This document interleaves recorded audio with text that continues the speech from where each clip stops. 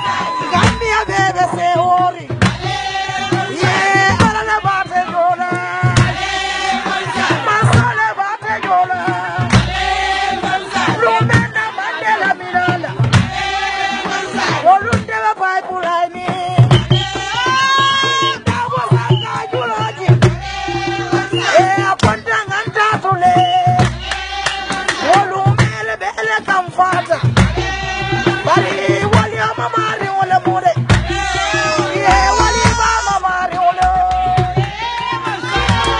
mama ri wala mo ye ala ba ni kera ma so ba ni kera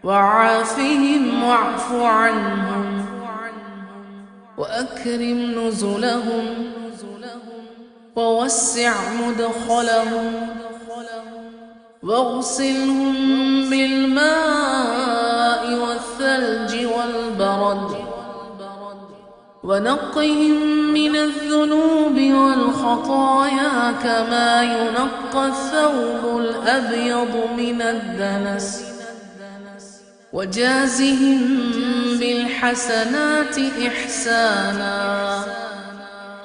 وبالسيئات عفوا وغفرانا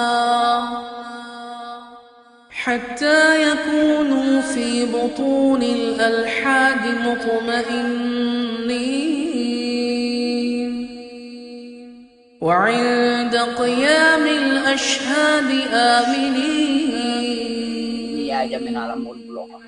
وإلى أعلى جناتك سابقين. Okay, baraka bake brother Kekendo. Assalamu alaikum badingol. Badin jiberla ani lamor lalu. Ntalla mutanam kotenke UDP TV and media. Kanana regular programming ke kondalta ka kenyamen di political discussion. Kununa offerta kondalta ka kenyamen di masilo muna off deleti. But again, we are back healthy and strong and we are good to go. Okamala Baldanila, with your continuous support and prayers.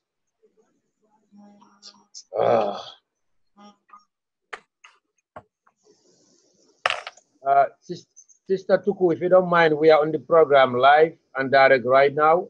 I'll get back to you the moment I'm done. That was a call. Namen Soto. Once again, welcome to the UDP TV and media. And the brother Sanajaju as your moderator, Sister Jara Sane as my co-moderator. And then we have Kekendo as usual, Nankataranya Masumoto Wat. Na panelist na Minnesota Jambi wala muna brother di Karajula Jali, brother Musa Jame, and brother Surahata Fati. After a one-day break, Mutana Bitanao, October the 22nd, 2018. Baldanila Franco program on Yimbading, please, I'll program on share as much as you could, our friends will invite. We have so many important topics to talk about today. So, Badingolu, Dani Meduna Kacha Nyunkono, Nasangolo Soro, Menkata UDP Patiola Sangoti, Akata Gambe Dingul Bela Sangoti, Nachamano, Tanje Ward, Menkata Chono Jaseti, Alewale Mindio Juabi, Banjuna Leptanoto after a long illness. Kamala Meduala Sabante Froy, Alma Ale Sango Lajama Sonia, Alma Elasada Munko Mela family, Nimblokono, Alma Tatal into Tajam Polanola. But again, that is not topical to whatever any introduction about the topic. Na brother Menkata Karajula Jaliti, Babula Labe Kachala, Ni Samoninto, Kanyinko in the Ponyum Fonye Menkata, Alahaji Chono Jaseti. The chairman UDP Tanje Ward. Jali, it is similar. Jali. Inna lillahi wa inna ilayhi raji'un. Inna lillahi wa inna ilayhi raji'un. Inna lillahi wa inna ilayhi raji'un. Be Gambia be konto nasangala. Be Kombo Banko be konto nasangala. Be Tanje Sate o konto na sangla nem fon konto na sangla be United Democratic Party o konto na sangla ba fule ko sunole be bulu bi ni denta suno menna momandi ni mu UDP dioti wala Cairo kan UDP wala ni mu misiri medonti momandi e terno jasilo beni sunolo bi kola kendi ani opportunity ta kana ka diamu ka duaye kaso kanemanin kafarkaye kala jan sonia ka dum malaika hintel bulu alo mare alamanta ana ta jam fala nyola bari alama fana atinin rasul be ken jatiti lakira akomo alama sonia la komo alama sutura alama sabaro dunna komoto cerno mu moleti mealon ko banko din kendole mu molo mealon ko ay Gambia kanu ay Tanje kanu adun fanan adun da patio men fanan to ay patio nim fanan kanu ama kanu kukan kanu alanin kilala anin banko la tanko ke kende ba ke balanna ba bari ke mu fana me alon ko aya fandi man sola aya fansay alal koma fo ala min jio doya adum misilme ba nene cernobe mitino kono ni wadano keta hanabe platform santa be jira laita ayta salola ni nabe mitino kono ni ko Allahu akbaru e kaja ka wulara siran kono la yole ayta ay sali bawo UDP famu patilti nimbe mitino dada ni wadano kumata ni wadano be kuma kandame e ka membe dia mola ka dia mo kuntule folo foni salo botala bara kata molti mi alon ko aka mol fan saban jaman kono yo anata ke moti mi alon ko ay doko ke patiyoe anata ke moti mi alon ko batata UDP patiyoe anata ke moti ni manyina namira ye solo sanenno la muta fulo folo ni boye samba men na mile tu na tebo ni je e samba brikama ani foyi ye bel Ousseynou Dabo tata courthouse ye case ni win eni chernono lom ni manyina itellemu because ye tare atella so kono nun tanje ka boy kam ke kende ba me alon ko ta tanje kata tujeren kan kata bula banyaka Mariama Kunda kata ma fala kata bula fosare patenolto ke kendolo me alon ko atele kajebe topoto kajebe yayi UDP asion la lomba fala sekulo lomba bu kafe nyininka bari mo nene malon mo ya dato mo nene ma aji abajika abasika selendila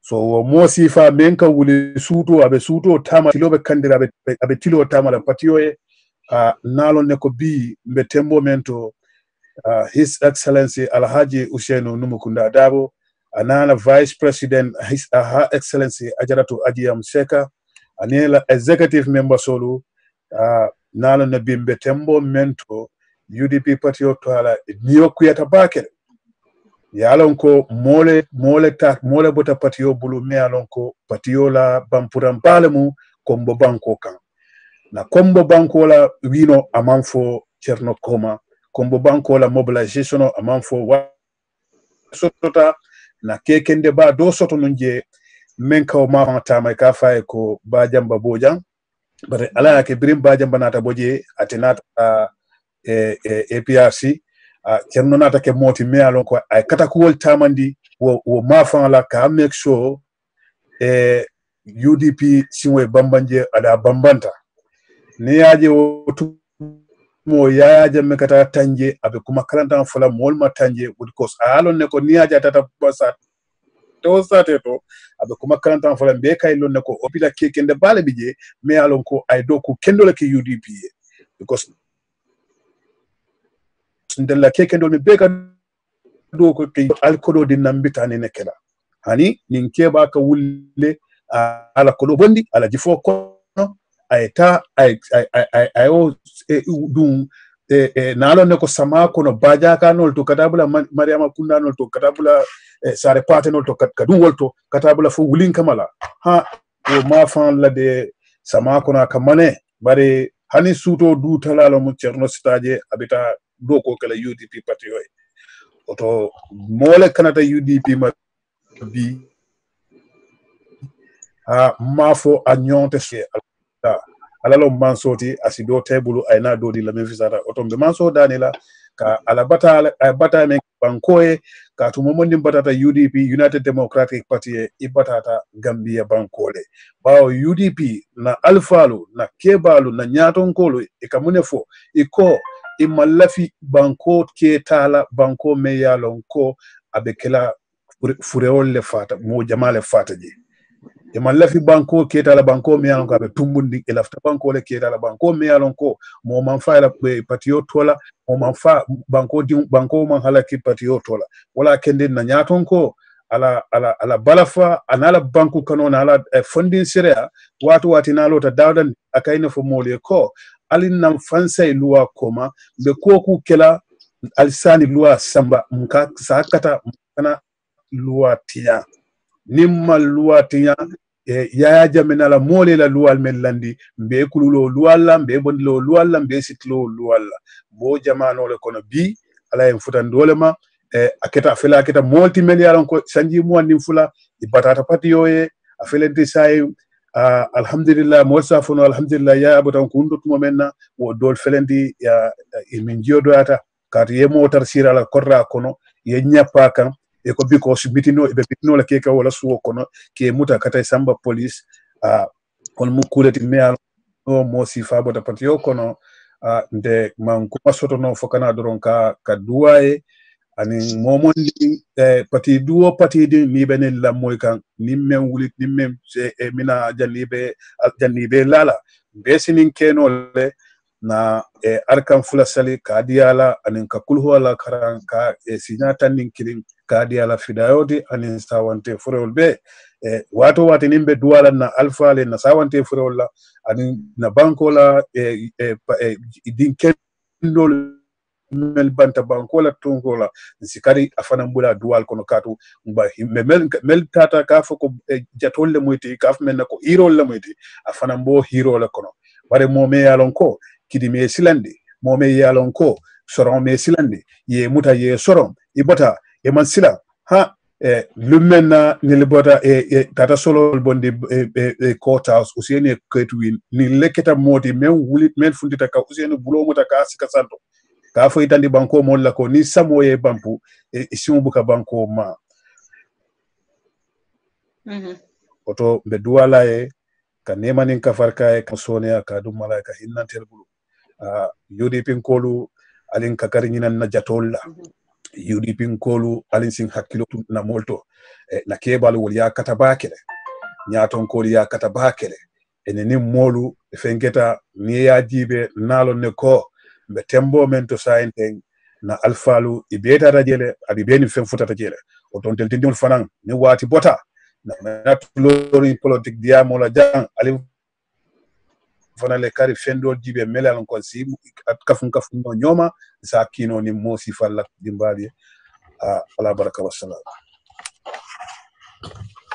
baraka bake broda jali comme ya fu nyamen mbadi ngolu wala mu jaliti ak sama men dante yang wala mu alhaji Chono Jase atram UDP le chairman ti Tanje Ward wala bantanu di banyul leptano to RBH akada gambe be sinoti gambe be la sangolemu UDP dingol be la sangolem oto kamala be sango kontana once again be wala sabante fro fane alma ale la jango sone jali atodum jaray e fangolo moy bi no sambala soto men kata alhaji Chono Jase di UDP le chairman Tanje Ward Baraka sana alama nema alama alay nema ning kafal kai kila horomoto yuming alotala ala banku dinya ala umari alama dunna malaika hinante obulo kono alama munko mela ala family bulu alama alaya jannatul firdaus diala kila horomoto me family konton na sangola be UDP konton na sangola UDP be me Gambia be konton na sangola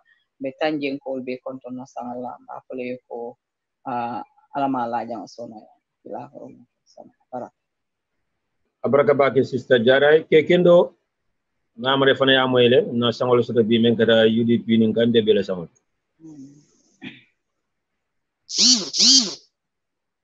bora ke kendo Nano Kekendo Bulo Mutarine, Balbadingol, on behalf of the entire membership of the UDP TV and media platform, many opportunity to alaka sango konton ka fisande Jamista Jasela family ma ba tambindila na party leader and secretary general Bulo Konola, another deputy menkata aji yam sekati. Mbe kontona sango nyina UDP dentala mbere dentala bal committee le mona nyaton kolti. Menkata His Excellency the Vice President and leader of the UDP lawyer Usenu Dabo, another deputy aji yam seka. And in the entire executive members of the UDP, be kontona sangola, be gambe dingol be kontona sangola, be misimol be kontona sangola, alma la jongo sone la talay, alma sadabun ko mela family bulo kono kila horobo. So kamala mbadingolu, once again, welcome la, bafale thank you for joining us on this platform, UDP TV and Media. Na be program menkata another edition of the political discourse on the Bitano October Karo Tilimuaning Fulo 2018.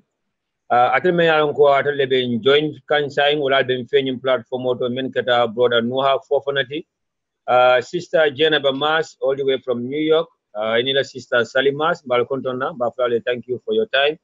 Brother Sajo Dabo be fanantentula mbejaila, brother Usman Sise, brother Esa Jaula, Namusu Jambaro, sister Fatu Sila Sise all the way from Germany be kontona ini kema. Sister Jenaba Jalo be fanantentula mbejaila, sister Mbase Sambo all the way from UK be fanantentula mbejaila, sister Aisatu Jawara, sister Alba Oscar, brother Beres Cham, brother Amfal Sise, brother Lamin Konate all the way from New York, UK, UD Bilake Jambara UK, Crowley, brother Muhammad Singate watching all the way from Angola. Thank you so much for your loyalty and support. Brother Musa Sedi, our own humble Musa, thank you for that brilliant audio that Yemen Key was up group Oldom Balamwekam. Sister Fone, or the daughter of our honorable leader, Fenda Dabo, watching all the way from Georgia, US, sister Sukai Job, Bafle Fone Baraka, brother Ibrahim Adrame, Fondo Kunyola Motimbafle, thank you for your time. At the Melan Cataleban platform at this moment, Bafle, please, I'll show you here, Al Franco Farang invite near Kachalajam. Like I said, we have so many important topics. Topical shuttle be mashallah, but what we mean in a rombola Kachala, some of the man Kachano be Mbol Kachala Swamani Alasonda. Come now, Fali, but now one day regular, we are healthy, we are strong, and we are back to business. And I know my humble co-moderator, Menkara sister Jaradi, is stronger than me. He's with me. Brother Kendo, Kendo is okay. He's also good to go. And the other panelists who mentioned join us, Ruahata Fati and Musa Jame, they are good to go. So Medanila, I'll continue can support to stand by with us. We are here to stay. Na platform of the a better Gambia for all Gambians, a UDP me alonko, Malafi, selfish individual person or many alonko, ital mambanko je, my UDP jala kunkli na fayology, ital bo lekele kan lafta ko le export suitatili. UDP is here to stay. UDP TV and media is here to stay. This newfound Gambia and democracy is here to stay. So Kamala, please, alin support no continent at all. Na brother Menkata Surahata Fatiti, Afanambe Jane, Nsa Bisimila program or Nabula and Imbadi Mole Nyokonto. Surahata.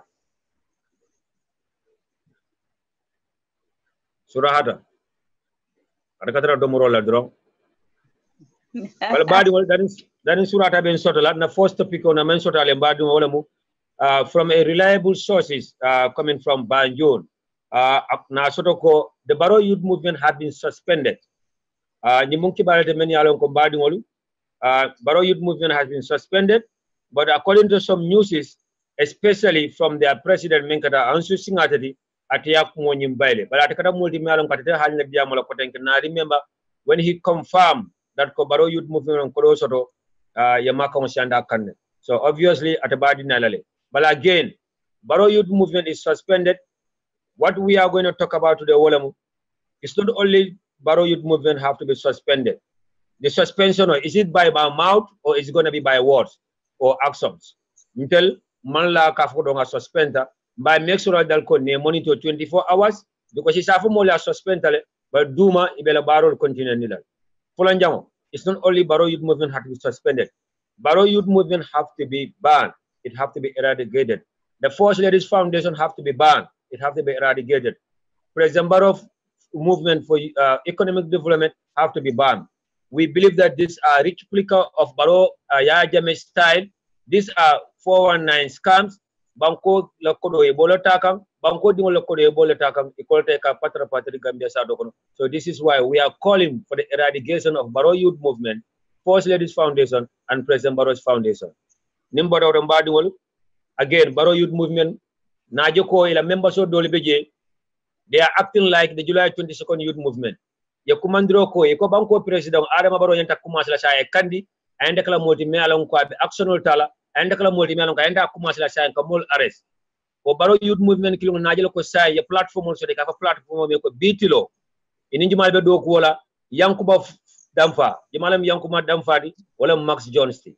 Nala Natal also the sign, Bafla Jumal Max Johnson, Batandila Yaje, ayalon ko nyine mo sifa jumati bitulo platform o jimala ba nyaton ko yaka wala mo fabu saneti e kamina kacha platform o do sa wala mo baro youth movement ka mol attack baro youth movement ka mol call ka mol comment baro youth movement ko silang they gonna act like the July 22nd youth movement ka menke yenin kibaro fa tendi lo ko December ni ala sonda na congressman kanna mol nin kidol bita jele a jartala fan ka ñoo faaje ko tel ba mi to UDP baro tombo ka party leader mbo topi ko kacala jene mbag attention of fanan commandi la diaspora UDP committee la police haklo so nyum platform de ka fa me betulo men ka kacaaje kuma kol men ka fuja nyindi male ba nyaato men ke fa man UDP di ngola namol so dafa men be searing aka fo kono ibe searing on the face dolbe je there are protocols in our missions mbol be for la jade there in baro youth movement it lebe je sanka violent incident in the Gambia. This is why in the first place Mbalanta Baro youth movement na topic sa banjalo ba do men kacala jangole mo president Baro le ina sakul na kibaro soto ko be delegation o dida kanne pour nim vice president muta banko kan kata mit pour ka dani ka fayo ko I step aside pour UDP sa Baro to moy na kay na flag biarati bari ga nyata ko kelina wala min ko ani loya da boko Baro e tambi nyaato Gambians have lost trust in Baro UDP will have lost trust in Baro and UDP Baro tombo fang Gambians will vote against Baro. UDP will vote against Baro because Baro meant that we are attending Molalo trust so la karodo ko denga wala sabu wo follow ni ay ninya is very important. Baro la ni sanji follow ay menke jam fal men sir the UDP dingol kam ye nyaka UDP dingol menna can we trust Baro again to lead United Democratic Party? No, mboka chala jande na topic do fanan so jam ba dingol fo ni ka fo me ka fa Ajamat is led by Abdoulaye Kujabi, the former director of NIA. Idara OJ Jallo visit ala show on a pipeline. Believe that the Yemen for a queen at a fungi OJ Jallo, but OJ Jallo na le PPP coma. But if we general ko OJ Jallo le PPP, and in the PPP, a fadal. Mbo Kajala in time in Swala. Not typical about the Clement Wolemu. Delegation of Fanan Soto Menyan Takabo URR, a delegation in Jimalia Nyaton Kaya, Kafa Alahaji Kibili Jaguraga. Ada Alaji Kibili Jaguraga, but a mintole Sudu wall. Itele kafo nyaton kaya mialan ko itele boda URR le president Baro fan boda URR le o de bida president Baro yala kafa yoko aylo ay fansum patiolo ay bo UDP because jimara URR dingole bu jimala bo kafo kono Alasana Haidara ata boda Misira Ba Mariama Seku Samura ata boda Koina Juma Tarawari ata boda Gambi Sara Lamoy anin kioro kafo me Bubu Drame Ibu Sankare anin Kani Mansane atele mu jimara sefodi nin kani mansane mun chefol tunu ya jama ya bondi bili president Barona tata ya keji nin ko tele bita banko president yalla ka fay ko a fasum patiolo next election men kana nin time o ya so be ni be kacala janen nin time o mon so men mbol kacala janen so mani ala sonda so kamala mba fulale stay with us tune in al programme on sia ali friends will invite dani bita topic ko na first announcement of an men so jamba dum wala mu Pamodu Bojang of Membe Caring, Ainda Tala Gambia Tamana, Akaka Fuaro Lemit, Anibe Kachala, Calomino Promo, Dani be Marco no Yamin. Or the Nintoning, a be sponsor Dani Kane, and many Alam left the card donation odi. Now left the donation odi, left the Marco Dila, Alamin connected contact member UK, Albinet sister Binet Bojang of Membe Caring for contact, Wala Fati Haider, Membe Caring, ML Daboni Mempanasa contact, no ya contact. Walanta lañu platform do yen contact through na technician min kata broda ke kendodi na lañu mol contact do micro be fitala Pamodu Bojang male Pamodu Bojang is the voice of the voiceless Pamodu Bojang atelam journalist fuaro la journalist ataka diamu journalist fuaro tola o dalna mako ni me Pamodu Bojang mako ye fuaro la mako o once again badi ngolu dani invita topic to again insana co-moderator bula men kata sister Jara al konton wa jama welcome to the platform sister Jara Shari abaraka ba kestana ntitano la nyato fonna anti be jubero la hanjela sawane aben jube kan pangandingo kisa jawo ba konto namba tento lamba jayla ba fulana anti ko I'm very very happy be kasile ka mol watch itole akinda ngani strength so tombe siri njambe nyim be kachala because of itola strength lem sana aparaka bake lamin konate fanan yamuta faleti Gambia kono okay 15th December abe from diaspora momondi fankumandi UDP tana Gambia no labe mobe invite la on the 15th of December I think konton na Gambia kono andong abekela kubaleti kuba mi alon ko programu mi alon ko aba jaglela ba Usenu Laye Usenu Dabo wole bekela la chief fenkodi chief of guest of honor so abekela multi mi alon ko abe warala so tol bebe I cannot just wait to see jang kana programu jiba I just can't wait ando ngalo no membe kerimba future lale ando tol fana bela fila le pour ka future so mbe mo be hakilo bulandela wala in December sana men ne bota jena viewers all ma fole ko ya baraka milbe mo jube kan laftale pour yasia ye social so mo la soleti ntol bijanne pour UDP bijanne pour Gambia la nyato ta bijanne pour momo de lafta Gambia non mislead la andun ka UDP ning baroni UDP bula nyola mbijanne pour ka pol senayande andun ninga feo fendem fo jang amanke ko mbe mole falu kuntentu kan to nyanka wodron ne fo mba fala bureau sole kon alashia ale mol jube Facebook ale mol jube Twitter ale mol jube on YouTube mbalbe kon ton mbe tentu la mbe jayla sanaite fanan mba fala fa baraka yesterday I heard that you had a brilliant day off me along it is amazing and me too so kekendo mbafala eko aya baraka bido ko minna betaya tale be pare social media be min safe kanje ka yita ni mol min lafta mol mislead la ibe fani al tale ba la mol la mo disen lingal ibe fani al tale ba la le la min ya lonko amam betaya at all the name of politics aman jareala mo ela disensi to tala le ya sabatindi ibota dami imu minti wole la identity ti bari ka kuolta ka la mo la pour fang la selfish interest politico manjare ala nana ye mako nga baraka manjare ala momi alon ko abotalla sila kendo le balay koy bo tinyala ni koy bo tinyala itele be tinyala bari mbe mo be kontona sana ngabula jamba fala le ala baraka thank you. So Sister Jara, after a break yesterday, are you good to go? Oh yes, I am always good to go. Even there is no break, I am good to go. As far as Gambia is concerned and UDP is concerned, I am good to go every time. Thank you. Thank you. Thank you so much, Sister Jara. And I'm sure that I'm pretty sure that our able technician is also good to go. And I'm 100% sure that our brother Surahara is also good to go. Surahara, are you with us? Surahara?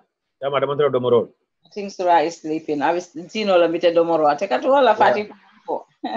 Ada ko to wala abaraka bake na brother menkata Lamin ni konatati mbeten tula mbejala mbafre congratulations for being adopted as a father of a very important organization.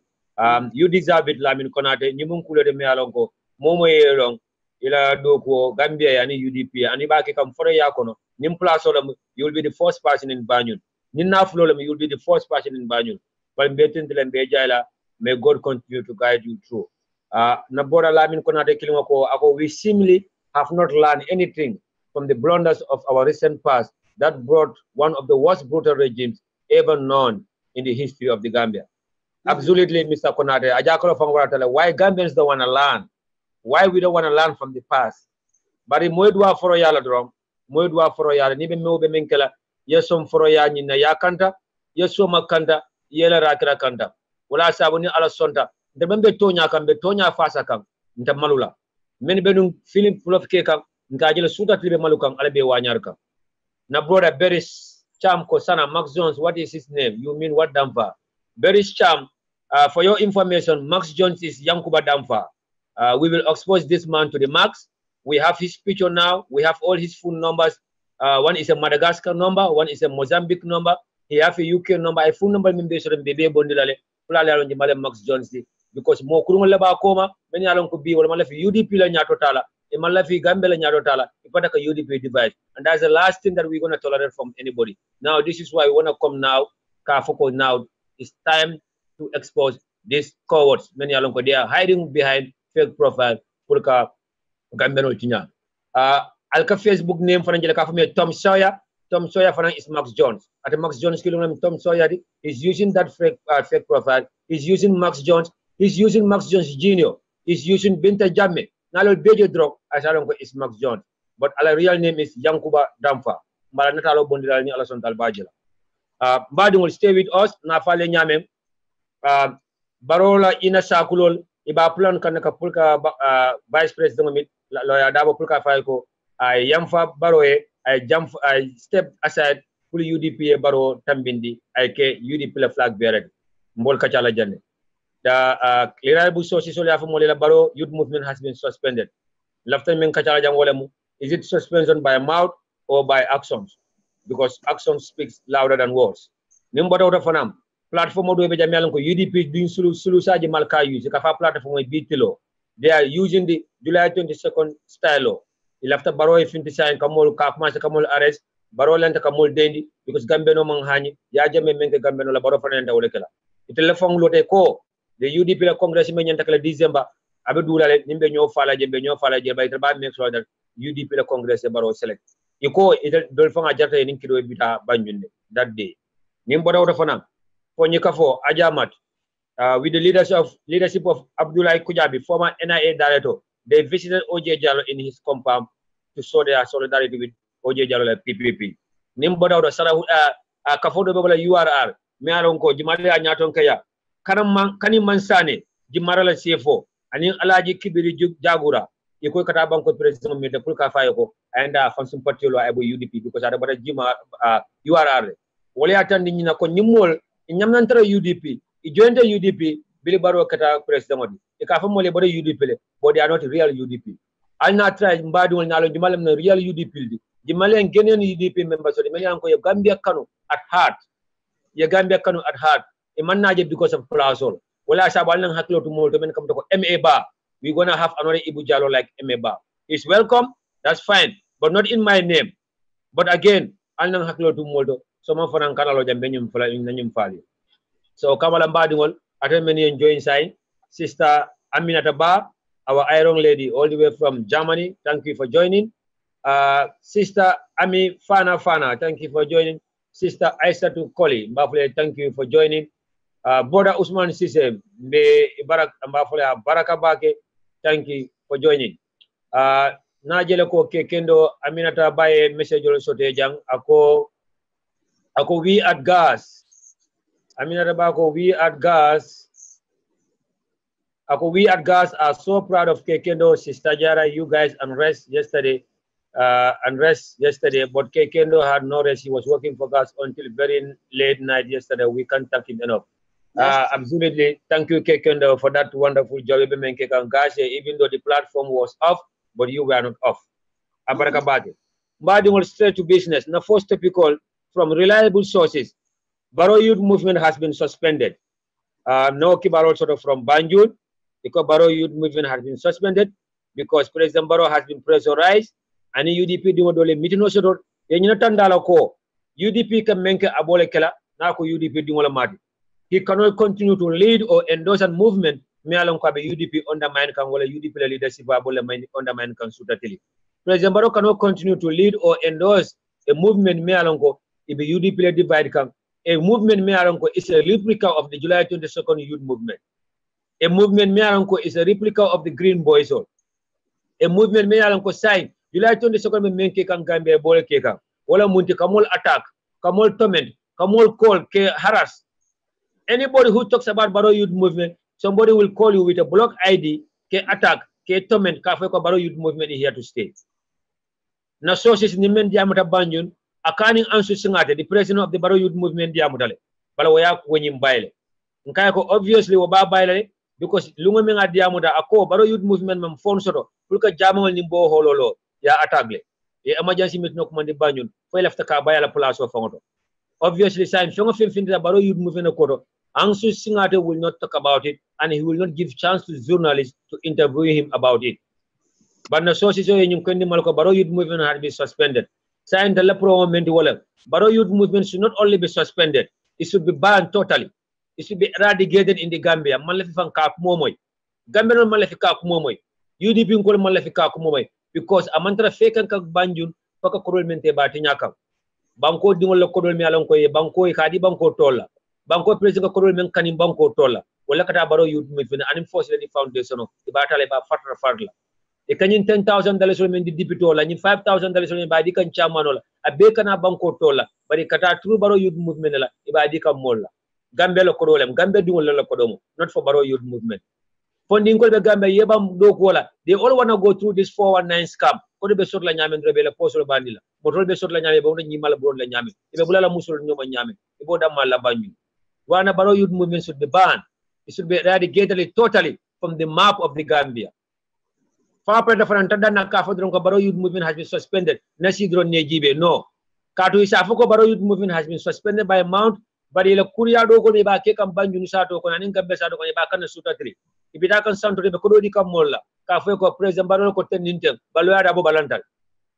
Ibita kan dula de ko di mole ka fe ko banko president laftale UDP ya to may kan flag bearer so laftale na Congress new to support. Lamin Cham, Dusano, Alkali Conte, and others are still working for Barrow youth movement. So cash suspend is not the answer. It has to be banned. It has to be banned because it's a 419 scam. It's have to be banned because Barrow youth movement banko dingola kodol taka modern tamba support kam. Barrow youth movement wanna make sure that the UDP executive is taken out of their position. They want to make sure that Ousainou Darboe is replaced. They want to make sure that Adiyam Seka is replaced. They want to make sure that Alma Metal is replaced. They want to make sure that the entire executive is replaced by Barrow youth movement members. It's a December Congress or a 2020 Congress, UDP will select President Barrow as our flag bearer. So we don't know whatever pressure you all and the Barrow can find in decision to make. Barrow is the final say when it comes to Barrow youth movement. Now suspend a suspendal, now ban a banal, but now endorse betale. Although with all what Lamin Cham is doing, Alkali Conte is doing, no matter what, Barrow Leah endorse. They report back to President Barrow. President Barrow have taught us a big lesson.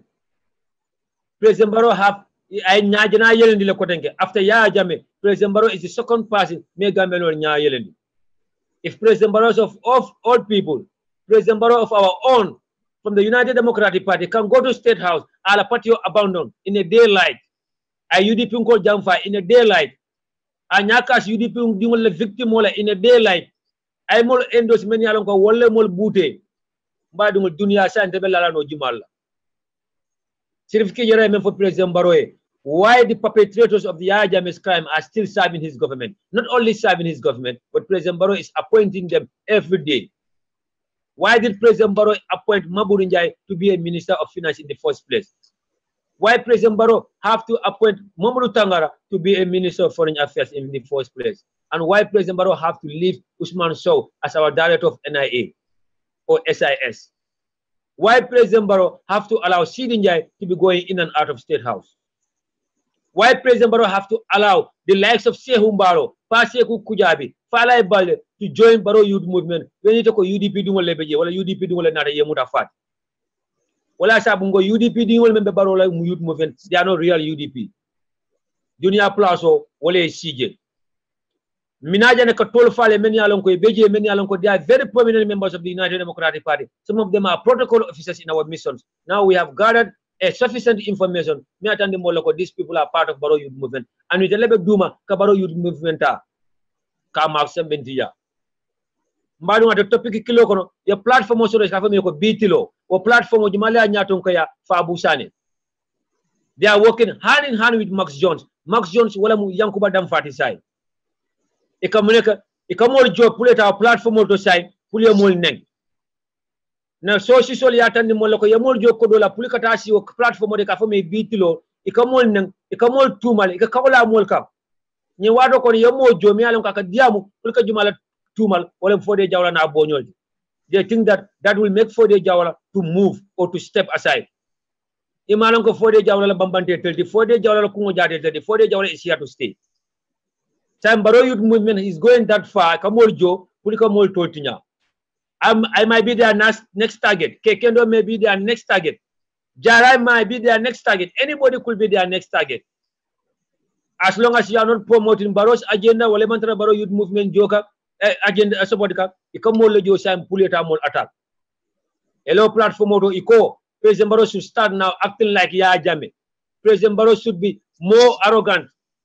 Because Gambino Mansila, Gambino Manghani Diamola. Mo Diamola Menko, but December Congress of Menkana, I don't do a tap because I data fight all the kiddos and diaspora in our Congress or the Benyo Falagel, but they will make sure that UDP Barrow Tombong as our flag bearer and body one.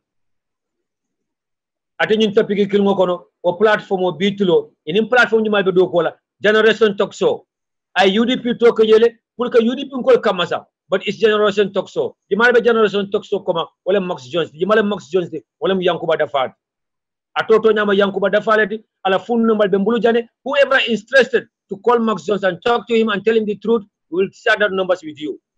Madagascar number babulle, Mozambique number babulle, UK number babulle, Gambia number babulle. And not all of them mba display on Facebook for everybody to see who is that coward behind that fake profile. Nale profile je kafo me Tom Sawyer, Max Jones lem. Nale profile je kafo me ko Binta Jane, Max Jones lem. Nale profile je kafo me Max Jones Jr., Max Jones lem. But our real name is Yankuba Damfa.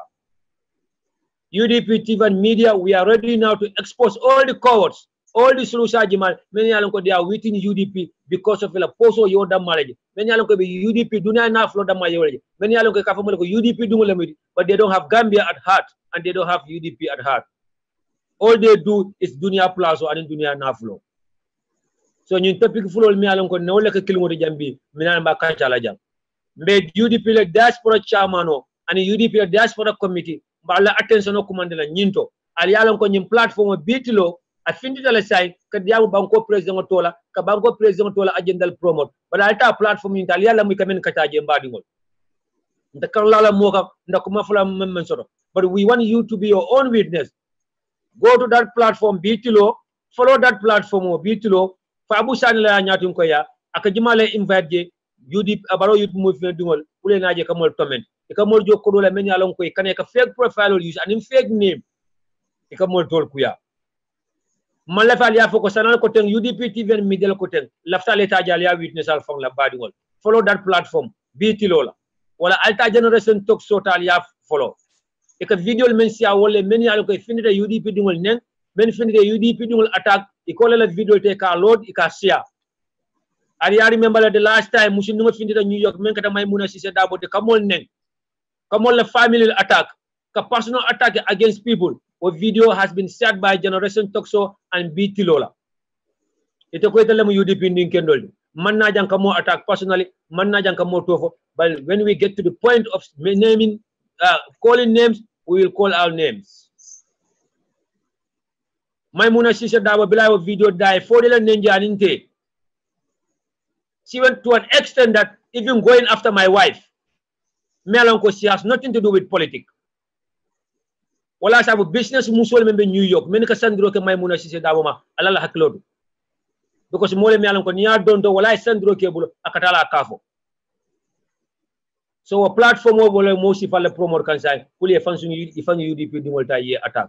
So this is what we want to talk about today. I will give the opportunity and the chance to my commodity sister Jarad Ajun Tepiko Kono. Menkata Baro Youth Movement has been suspended. Baro Youth Movement has a platform called BT Lola and the UDP Generation Talk Show. Yenny Molata Yesam Kodola, Nimole Sol Wafi, look at UDP Dumulta undermine and UDP leadership undermine. Sister Jarad. Abaraka Sana, thank you very much. Yemimbe for Jang Tonyalem because Sanania Jube. President Barrow biranata UDP safo biring abe UDP kono for UDP bina sila ba londela UDP alfal na bitala round President Barrow UDP le ya wafi up to the extent hadama dingol be ya long ko jumaleng President Barrow so signing what happened to sana President Barrow be mune movement sotola mi ya long katambita UDP youth wings la abe mune youth sotola mi ala abe tambila UDP action wing la abe youth sotola mintola mi ala ka abe tambila UDP dingol ni musol ni kebal ni alpha ni sunkutin dingol ni dindingol la because Barrow fintita wati nte jara sane nte ka UDP yellow tisa to legi Barrow noma ebe bori la Barrow noma from exactly to Serekunda, from Serekunda to Birkama, anywhere. Barobe bola nang meet the people tola baronya ajelo UDP minkai. Nimbaro sita ku UDP bukatela atela agenda promote. Pabe Baro youth movement le natila puri ala agenda promote. Alngata. Surwal ko suwahu si jehud billahi wallahi talai ko ma felote ate bayla muk. Baro youth movement be sirinjang ibe mol kolla comme ya fo nyami ibe mol tomen la I am one of those victims. Ibe mol la alfal kolla ka fo ko nyim platform auto ka baro lenen enena man baro nen to le ka baro fali kun tentu jang to le ka tangol fo baro e diaspora DSS ni gayol ya defante le baro la ko kala because baro is part of UDP and we supported baro, we stood by baro.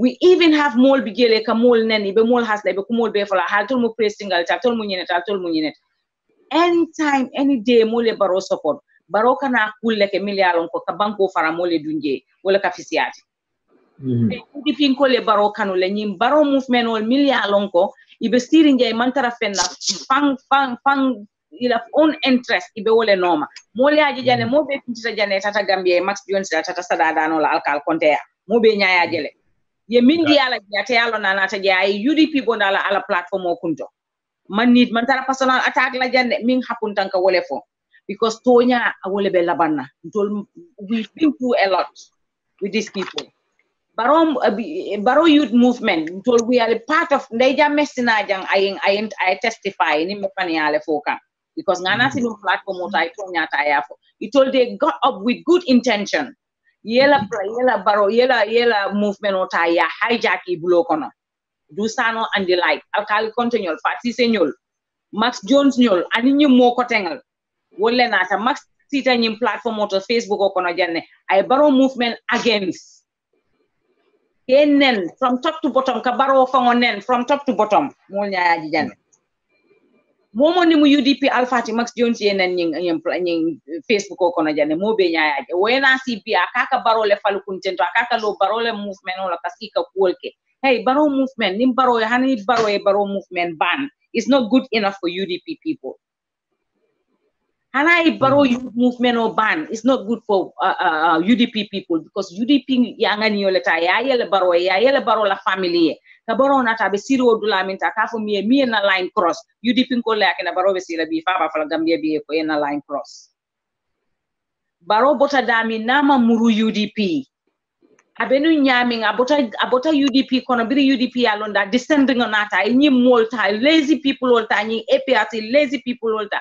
ani UDP sulu saji mal milba surround baro le ba fala ha ba usenu mambete ba usenu teng billahi baro yalone in his right mind ka foko hadama Gambia kono mobe sa kon fo Ousainou Darboe mobe si baro kon fo UDP people hani bi baro bitale up to the extent ayalone ko UDP wolle yakano hani munebe kelantol ta konna abe minna ma wole la fi wole la milba ko may ba mislead kam ma la fi wole la laftela ala legacy min yalon ko every meeting every time na lota stage ota kala legacy min ko laftala o legacy le ta ay stand jang for the rest of his life and ala family la life laftala ala family si Gambia kono yaf alhamdulillah yeke jeri rolensti lafta wala la Gambia kono malafi UDP ka dinga yana si Gambian wol ke bullo chodi ka ko nyimbota UDP len te nyinte voting kala UDP Baro cannot destroy UDP he cannot. So Baro movement or fonim Baro tata akaya ekoya suspended. The suspension for Baro, we are very, very happy. Ayalo neko those Baro youth movement, they are very lazy cow, they are lazy people, million lonko. Ite fangona fanola sakaibe Baro nafala. I'm very, very happy. And I give applause to Baro for that. Baring baita la Baro la le control fana UDP kol mil bijang, mumola timi alonko, mobuka mol nene. We've been in politics for so long. Anin tol dinde on man political lon bare alfal ben kono la nga political lon de Gambia ya jame mol nene nyami sana mote mo nene no la kotenke exactly movement o Baro be sila la ya abolish I have abandoned I ite la ko you people are so lazy go back aleta do ko nyina le proper do ko nyina le do ko ke the people like Sidi Njie atebe lazy la for the rest of his life because among dunia balu ama ben fenana man ke kamo dogo teni momo ni jabe mo dogo la aman sofa ndol musol million ko ndol musol tin kana doko kele 24/7 mbe doko wala ma expect ko mbita dogo la mole ya private fendi mol but you can see what state house okono that state house doesn't belong to Baro, it belongs to Gambian people and the UDP Gambian people on milbe siri UDP laftale pour ka wola nyanto ta ka jila because UDP bata minke Gambia kono ni UDP sita in place UDP ba make sure le momondi na nyanto minti badi le be Gambia samba dulato dami ya lonko ya jamena la like sita janne ko mandin kolte Gambia samba nola mandin kote kala president for the rest of his life nimbaro ye muru back to ala campaign trail baro ya lo ne ko obviously mbe minna teng hey baro every day ka coffee mi ila State House of Honor. Coffee ta ya smell jani coming. Yalo ne what kind of coffee you're drinking. Yeta ba bon ya ita Gambia no la ko. Mbota UDP le mbe muru la UDP le be nyimbi be ke kante be fan stress la. Amani stress la because baro e fan le nyi life fan kan. Because obviously ibota daming ibenun nyaming ni continent wonya. Mantara nyim fokan.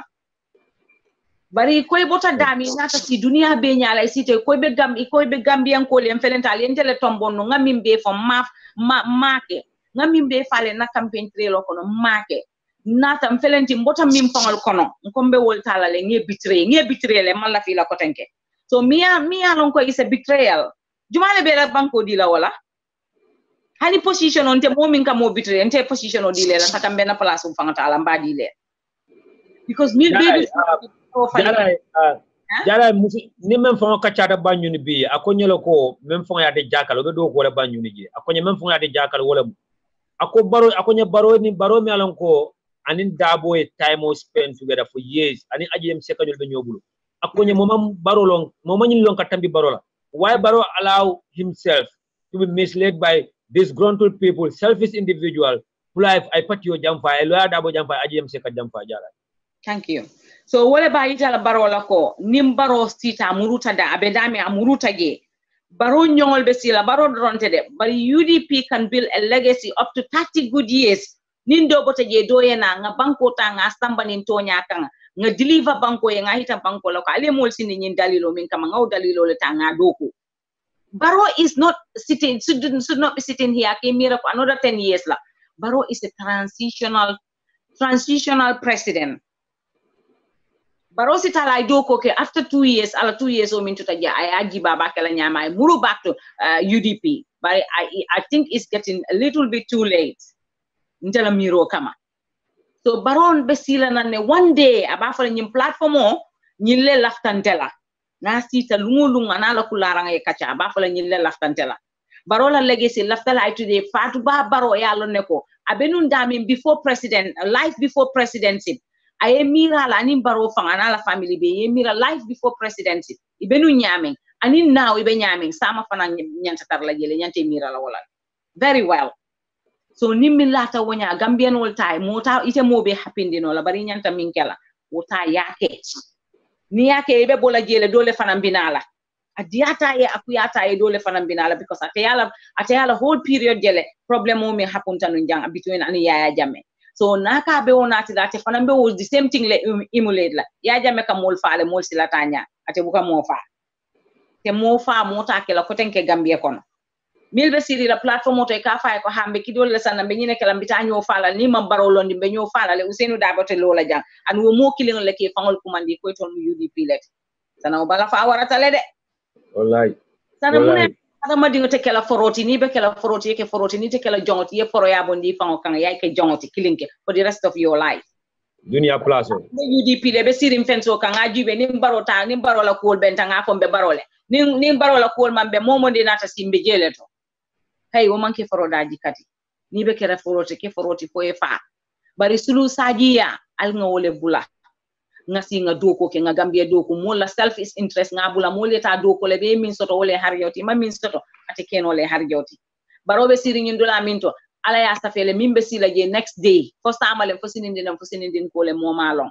al nga ala muta baro ya lo abota UDP la muru back to UDP ko ya muta ya bambu ko ya bambu no nyami ya samba Gambia nyami ya samba dula beto round la mo le muru ay muru na mul come back ay ni mo useless ringal ta bara Jammeh la enable sol ay bondi mo la government o kono the likes of Mambure Njie, the likes of Tangara mi yalon ka ni mul ka mul spol America ite nya jele sana yeah tangara be siri nyaka fo moleni ala sonta UDP government fona tarate bota government o kono sign they are doing interdepartmental campaign ibe wole kekan.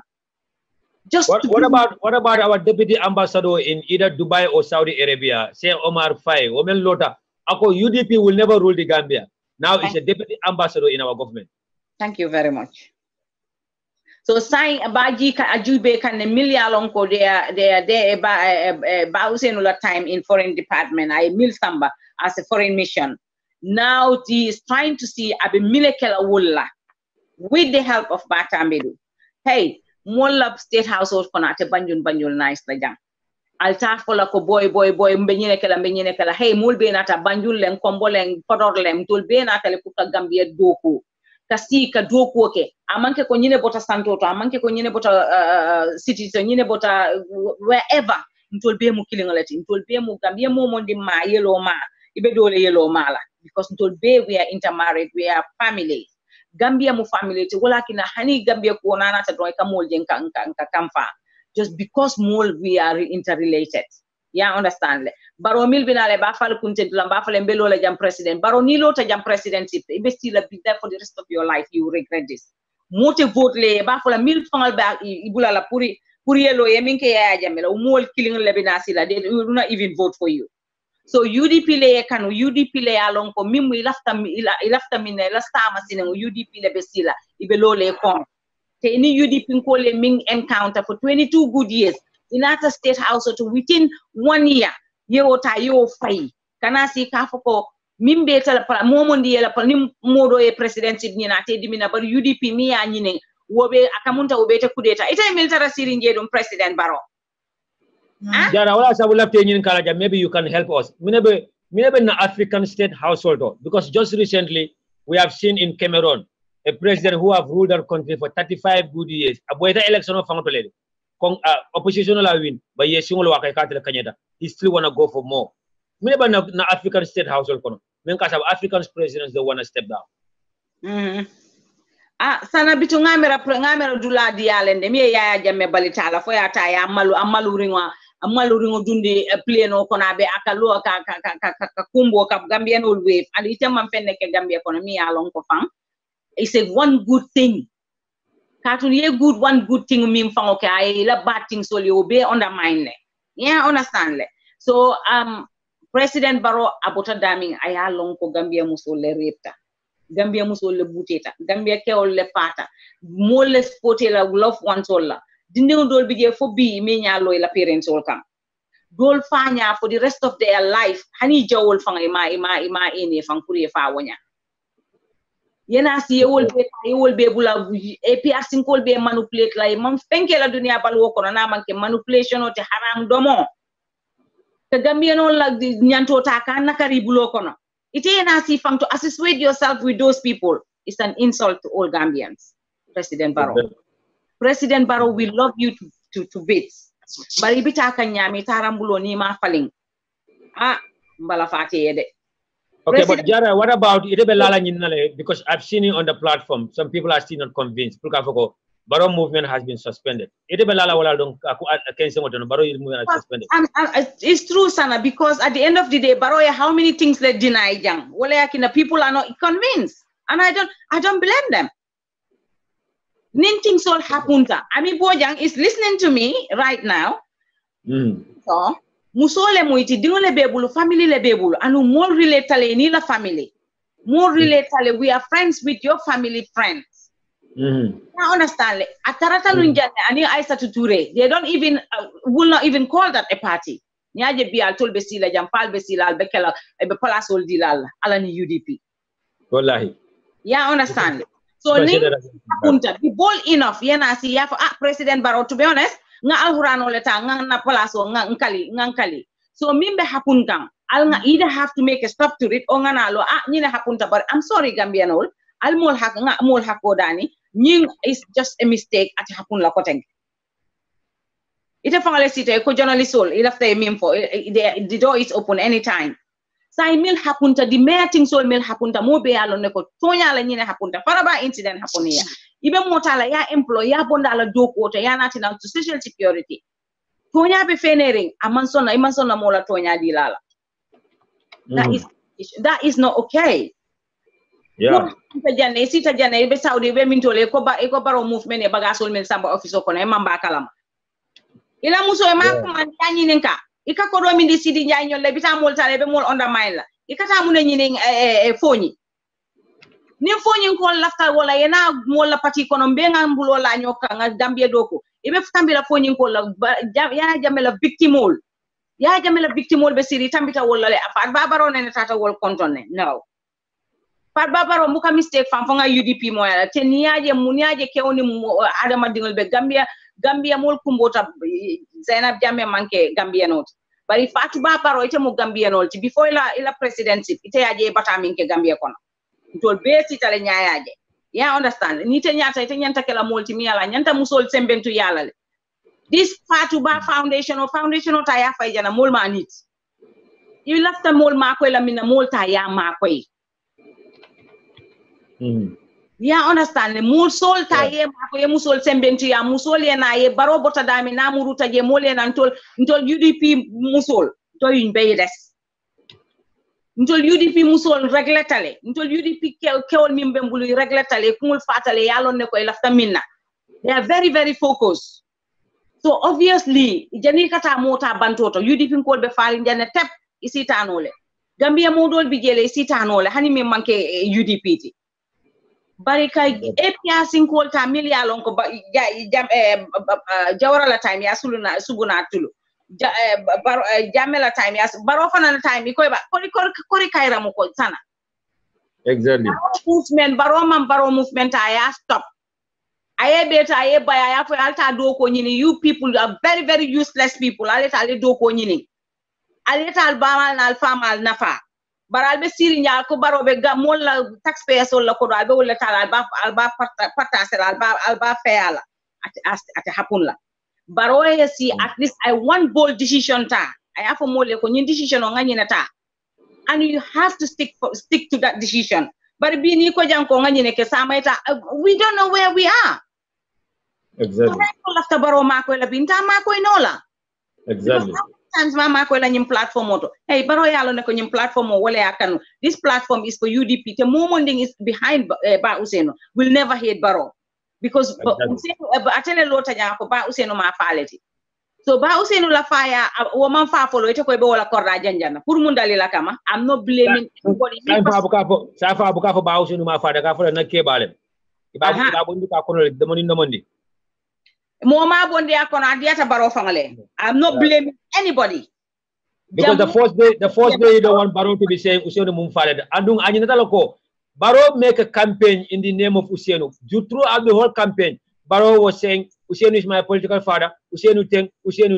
Gambians vote for Baro because of UDP and because of Ousainou Darboe Kasoro. And Ousainou Darboe went to jail because of UDP and in Gambia. Thank you. Anyway. To be honest, Barode abe minna anyanta bola jele ay muruna back to UDP. Kafonga Baro movement or suspend. We don't need Baro youth movement. We got UDP youth wing. Mi alon ko be Baro le sembentu ya kanjang. Sa ite ko imanta UDP sembentu ya la. Sa ila muna na UDP la palaso le lafta wala. This is what I don't get. Exactly. UDP nyato abijana manfa tus mankala mankuran tus mankala ala mabulol bebe okerine why is it that wobe sirin jay to ko lafta wala palaso la so fana sa fono le ko na palaso yoku lafta kudeta la o lafta le paye kenna exactly kacha mamindila billahi wala tabole kan Baro go back to your UDP sit down with UDP people and ni be mol fake kamol yalo ne ni mol fake ninga minke ya jamela na ya janjune 22 years pe manke mol ye mol fale ye mol ye fengo be ke mol ni lafta mintu ta je Gambia kono ye be fa wota kinala Gambia no mol lafta minna ila Gambia la best interest mol to jubela so Baro be batala le nano ya sent to dictatorship Max Jones on la platform or UDP generation talks on la platform ni ka advocate le pour Baro yeke Baro yeke dictator te pour ka mol bouté o ka mol fa ike fangol le nene because that cannot happen. Exactly. Abaraka pake Democrat president so Barrow should set a best example. Barrow ka lafta legacy la bari Barrow na la family ni mang idabo ndi nying APR sinkolto be APR sinkolta be sembentu yala na Gambia government o kono ayakina le Gambia be fata Barrow la. And Barrow is the most humble person, is the nicest person I have ever seen as a president. Abe wo legacy be tala batinyala nsi minno jang ngasi nga jayi mbesila ngake komfango bari na pareta kabe UDP la attack la o abe murula UDP la kanka UDP mislead. Barrow cannot do any. You are joking. You try better things. You cannot it's a UDP sake nola abaraka sana very much. Baraka bake sister Jara yekumo nyimbe bane dana kaya fo nyame exactly abole nyama. Barrow youth movement is suspended by words no more follow.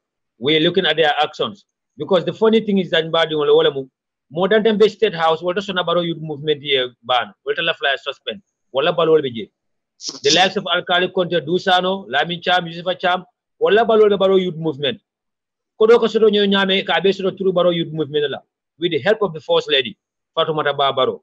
So what that mean to the Barrow youth movement cancellation or wala suspend no itala arjan wala betijala wodo wala sabun ko Mbala drong lafta ni message sen la Barrow fanaye sorry go ahead sana Barrow be nyin kodo min tala bashi ala mol tema wotakina la mol la Barrow la comme Amadou Kora ya fa nyami ya jamele kodo satati ya jamele daraja ya jamele capable tati ya jamele wicketa momondi yaje in this ball ya understand le nabe kodo di ya jamele silo ay min dinola hana kota fang Barrow ta kenola so Barrow be da hala nyin ko di niole la abe kodo min ci kaka badi kanyi alkali kontonyon la moy ka make sure le ye deliver ye do koke mole la feel naturally than forcing people to love you because of the money kodo nye na banta lungo ibe kala nyadi le. Let them stop the bribery, let them stop the fantasy kalita mo la ko ha ante mu president ante mu nyinati palaso ma mo sambadulatu just deliver for the Gambian people and they will love you forever. Exactly. Abaraka bake sister Jarai. Now understand kono lunta sort of platform modo, but just be patient with us. My brother will come to you. So far na mo sort of jamenkara na brother di Janko Soli. Janko Soli ko let President Barrow know that people are watching and his deeds have been recorded. His legacy has been tainted. Let him go back to his political father, Honorable Ousainou Darboe. Thank you so much, brother Janko Soli. Na brother do fana ngansu singate ko. I personally don't believe that Barrow youth movement is stopped. I can't trust Barrow since he betrayed UDP. And Honorable Darboe have fight for 5 years.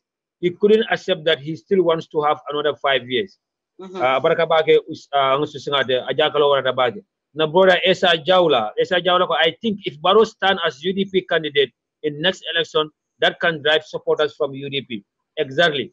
I'm going to be one of those supporters, Esa Jawla. And we have so many UDP dual, many co.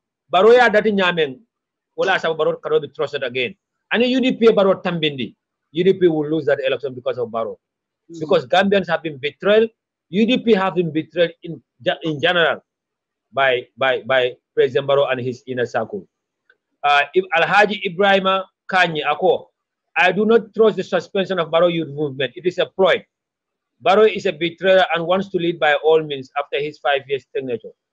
Ako, I sympathize. I'm losing that one here. Anyway, Brother Musa Sedi ko ako the fate of President Barrow is in limbo, and Barrow himself knows that Gambians.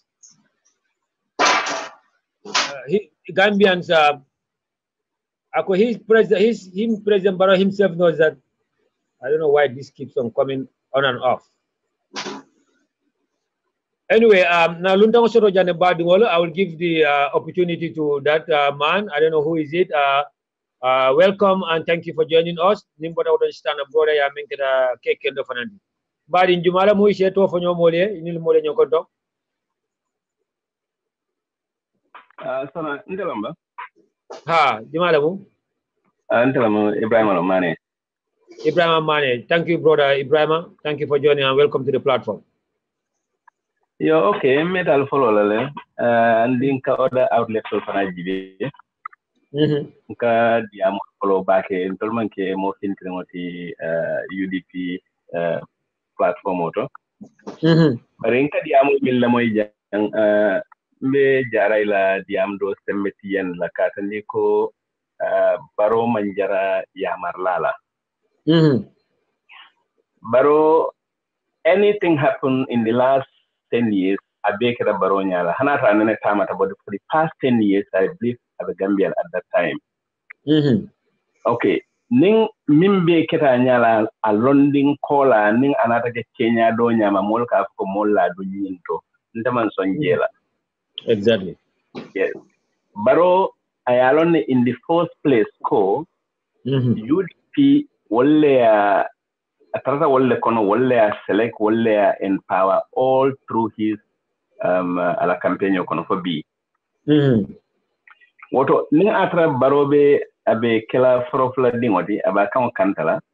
Baro nyanta me understand na wolo nyinti ko nte UDP len si jang fo nyien tombo fo fin da Gambia no lenje.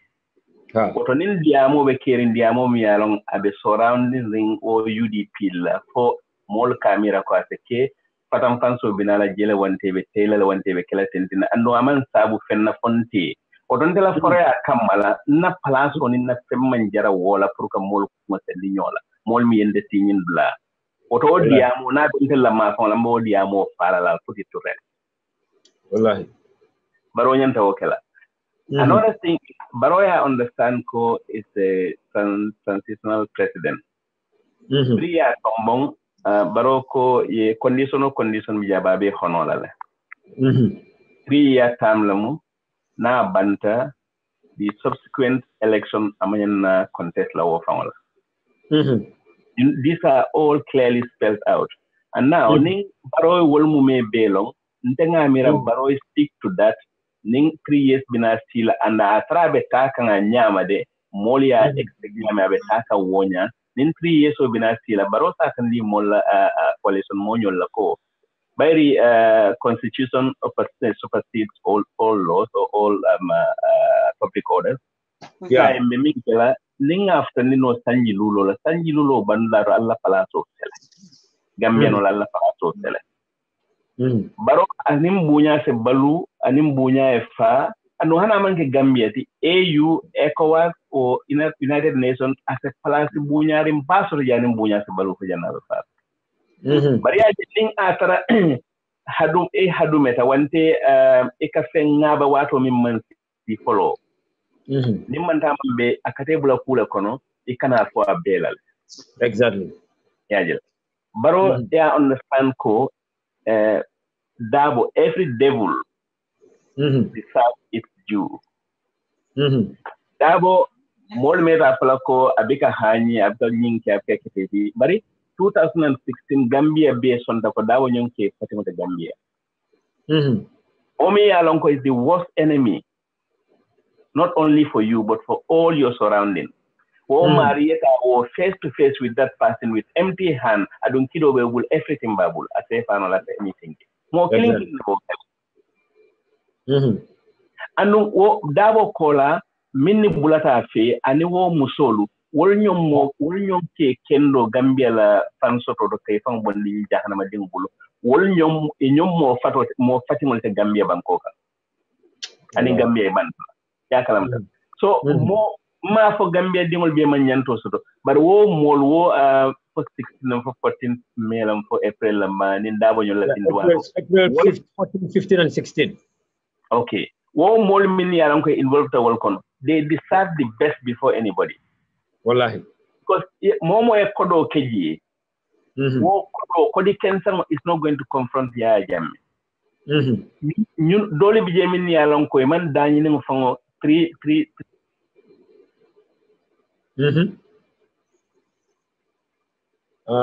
Mr. Mane yamram wala man tere call kam.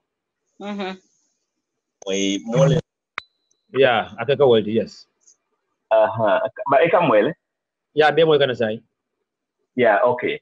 Modol bi jemin yalan konton siman da sama wolima wo sotono ila suho kono. Bari yel dimba atu je wo nyamale inata lo nyulufe nata lo ya dabo nyulufe kayaya confront na jarate fale e balwole ya kalamda ntaga mo me be baroy wo mo me be witness le bire dabo nyulu muta mol ka bo santoto ikela dimba tuje bika fentu bulji inata si combo nin komala kaje ko whatever happened ibajela ko nyimman sakunda e falling dabo le fin so dabo 22 years o kono afford ala clientol ala business o bika tama ya muta ya sorong ni wo fin da hanna tara kamal la man sala ntama Gambian ol mume not only UDP Gambian ol nyanda jela ko nyin a disaster phenomenon tambita nyinna billahi tambindi nyato nga jibe abebine ofala momi yalon aniola bankoe wote mi lala no bankoe wote yaje so Baro, I understand. I feel Baro should be very honest to himself, very honest and sincere to himself. Mr. Dabo, UDP, and the entire Gambia. Commotion of him being cheering, I have put to rest. It's for his own benefit. Yeah. Mandinko ko irifa nyoko mo kakanka tolaki. Ini molmin we kukilin kono. Nin kuma doka findi kafo e bandamia na oka fuba bika fenkala mtaji. Akana fonyo ko mol sambana. Exactly. Atum hanna tara ko mol be nyo sabala manin kol ko kotenge ko ana sun ko je lala. Ana tara ko moson be find la baro atenyan ta tanale kaje ko ate bolantela ma famala. Yeah. Be silale wato mi ya dinna ni wo wato sita na palaso nyin sei. Adu UDP and Benjamin, with their sincerity, name borrowing Palazzo D at the right time, any commotion caused within this organization or in Gambia.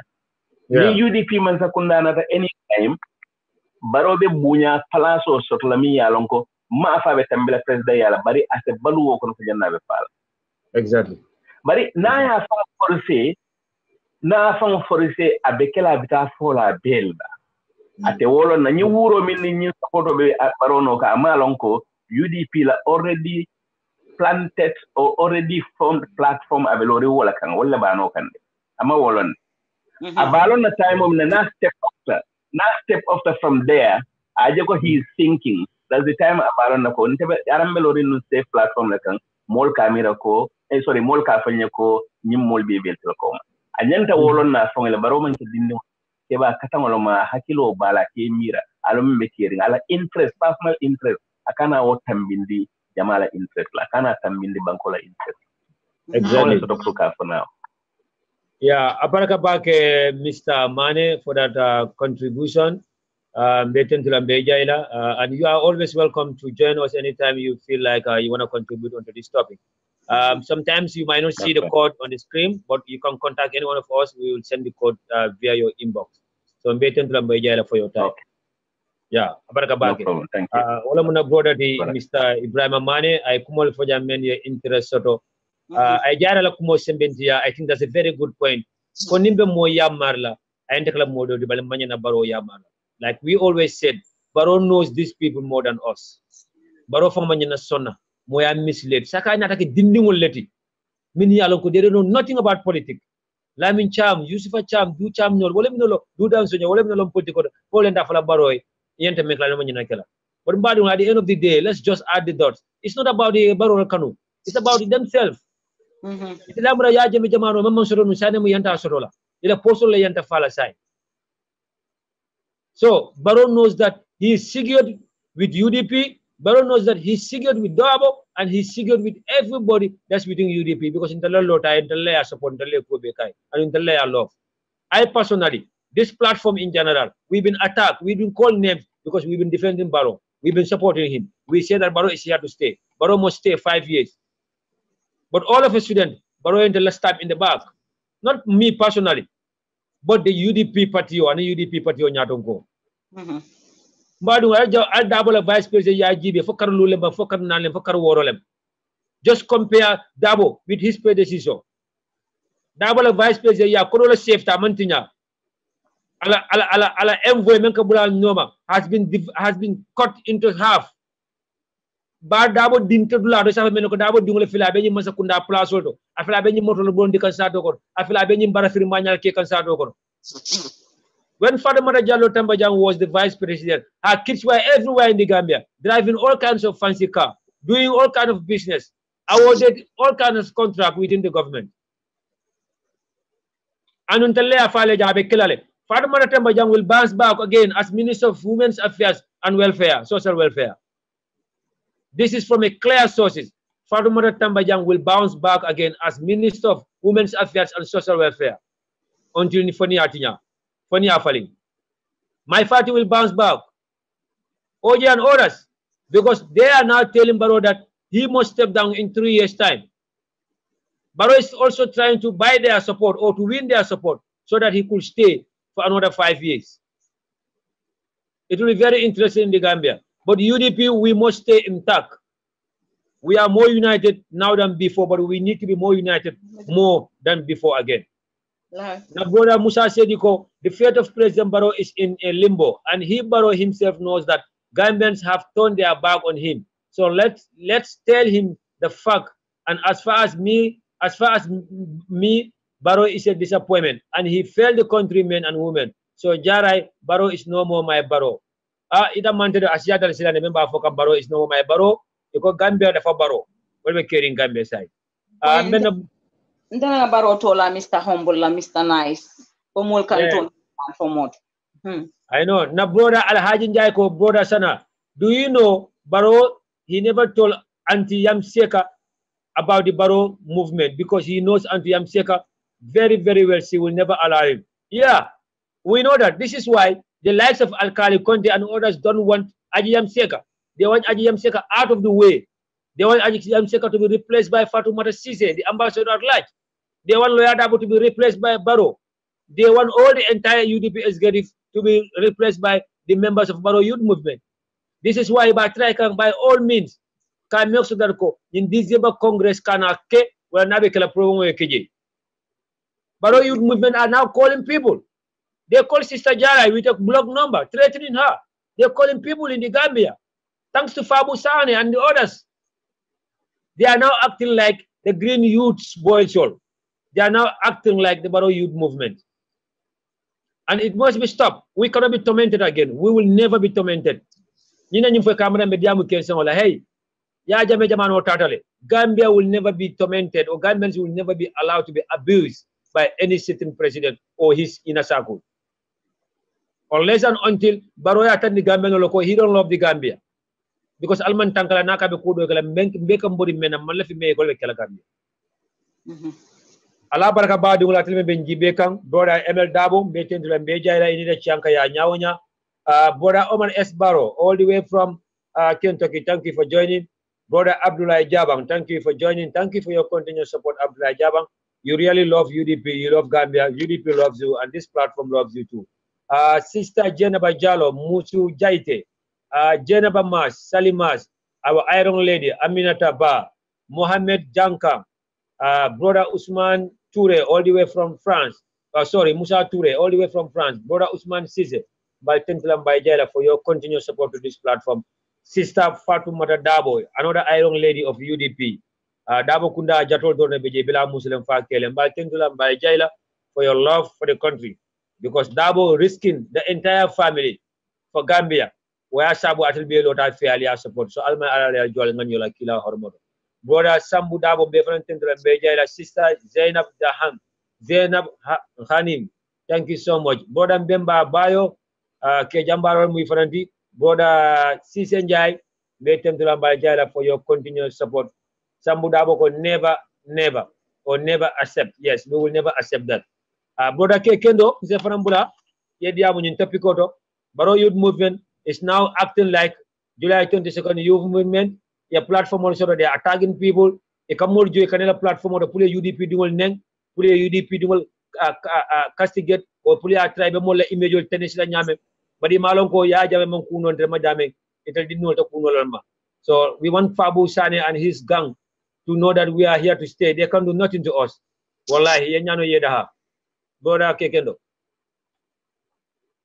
ala baraka bake sana mbe konto na bake mbe jaray konto na nin kuroke member Mr. Mane mba fana konto na bake la diamol are really better mbe na viewers all fana mbe konto sana pour kada topic ko nyinto don directly mbe même fula president Barrow mba fula ko aya baraka demanding nyin kamala ko youth movement no atata one stage ka foko ya ban now ala banning ndol man convince hani sainde man convince at all because ndol be la time moment na ko monko president Barrow lafta kamur na UDP le lafta kan youth movement in ka banne ko fam no in ka banne ko be kala ngineti ko menu ya lon ko be ko be tolbe do ko la ni youth movement no to ibe kurundu la state house of learning la beto ibe molla UDP dundi ka nyokono iko ibe president Barrow bala movement no nyinela say nim president Barrow ka youth movement no nyimban ndol laftale ay wol fa ban ay bay ibete la do ko wala ye bo balage no more youth movement no more those old past Qatar State House ka foko mon ko be president Barrow bala because lafta kala development agenda nyin ka wala support saying youth movement ko ya suspend the phone e ma fo ya ban ni ayat kala suspension on nyin control convince that come on ko wo to nyalati ay mol men yalon ko wala ko be youth movement on nyin do al kala konte wol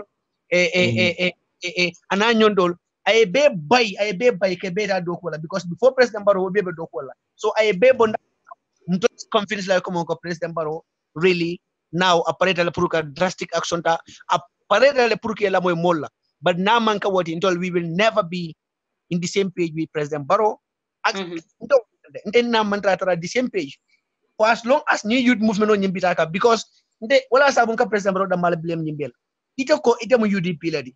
Why will you take an action me alonko? What action on be UDP divide can at a very rapid rate and it found your calamity. But still you can with propaganda ka mo liya konte mo UDP ladi. Ni ayata nunko me UDP ladi a genuine UDP for that matter. Why do you have to take that risk? Porque youth movement on nyimbula UDP kono abe UDP taken. Now wala UDP di ya be nyadi le. Ni ayata nunko kudo mantra ge member kono. Goronde ba fala ko amanke UDP andu amalla fi UDP le nyaro tala. So there is a motive behind it.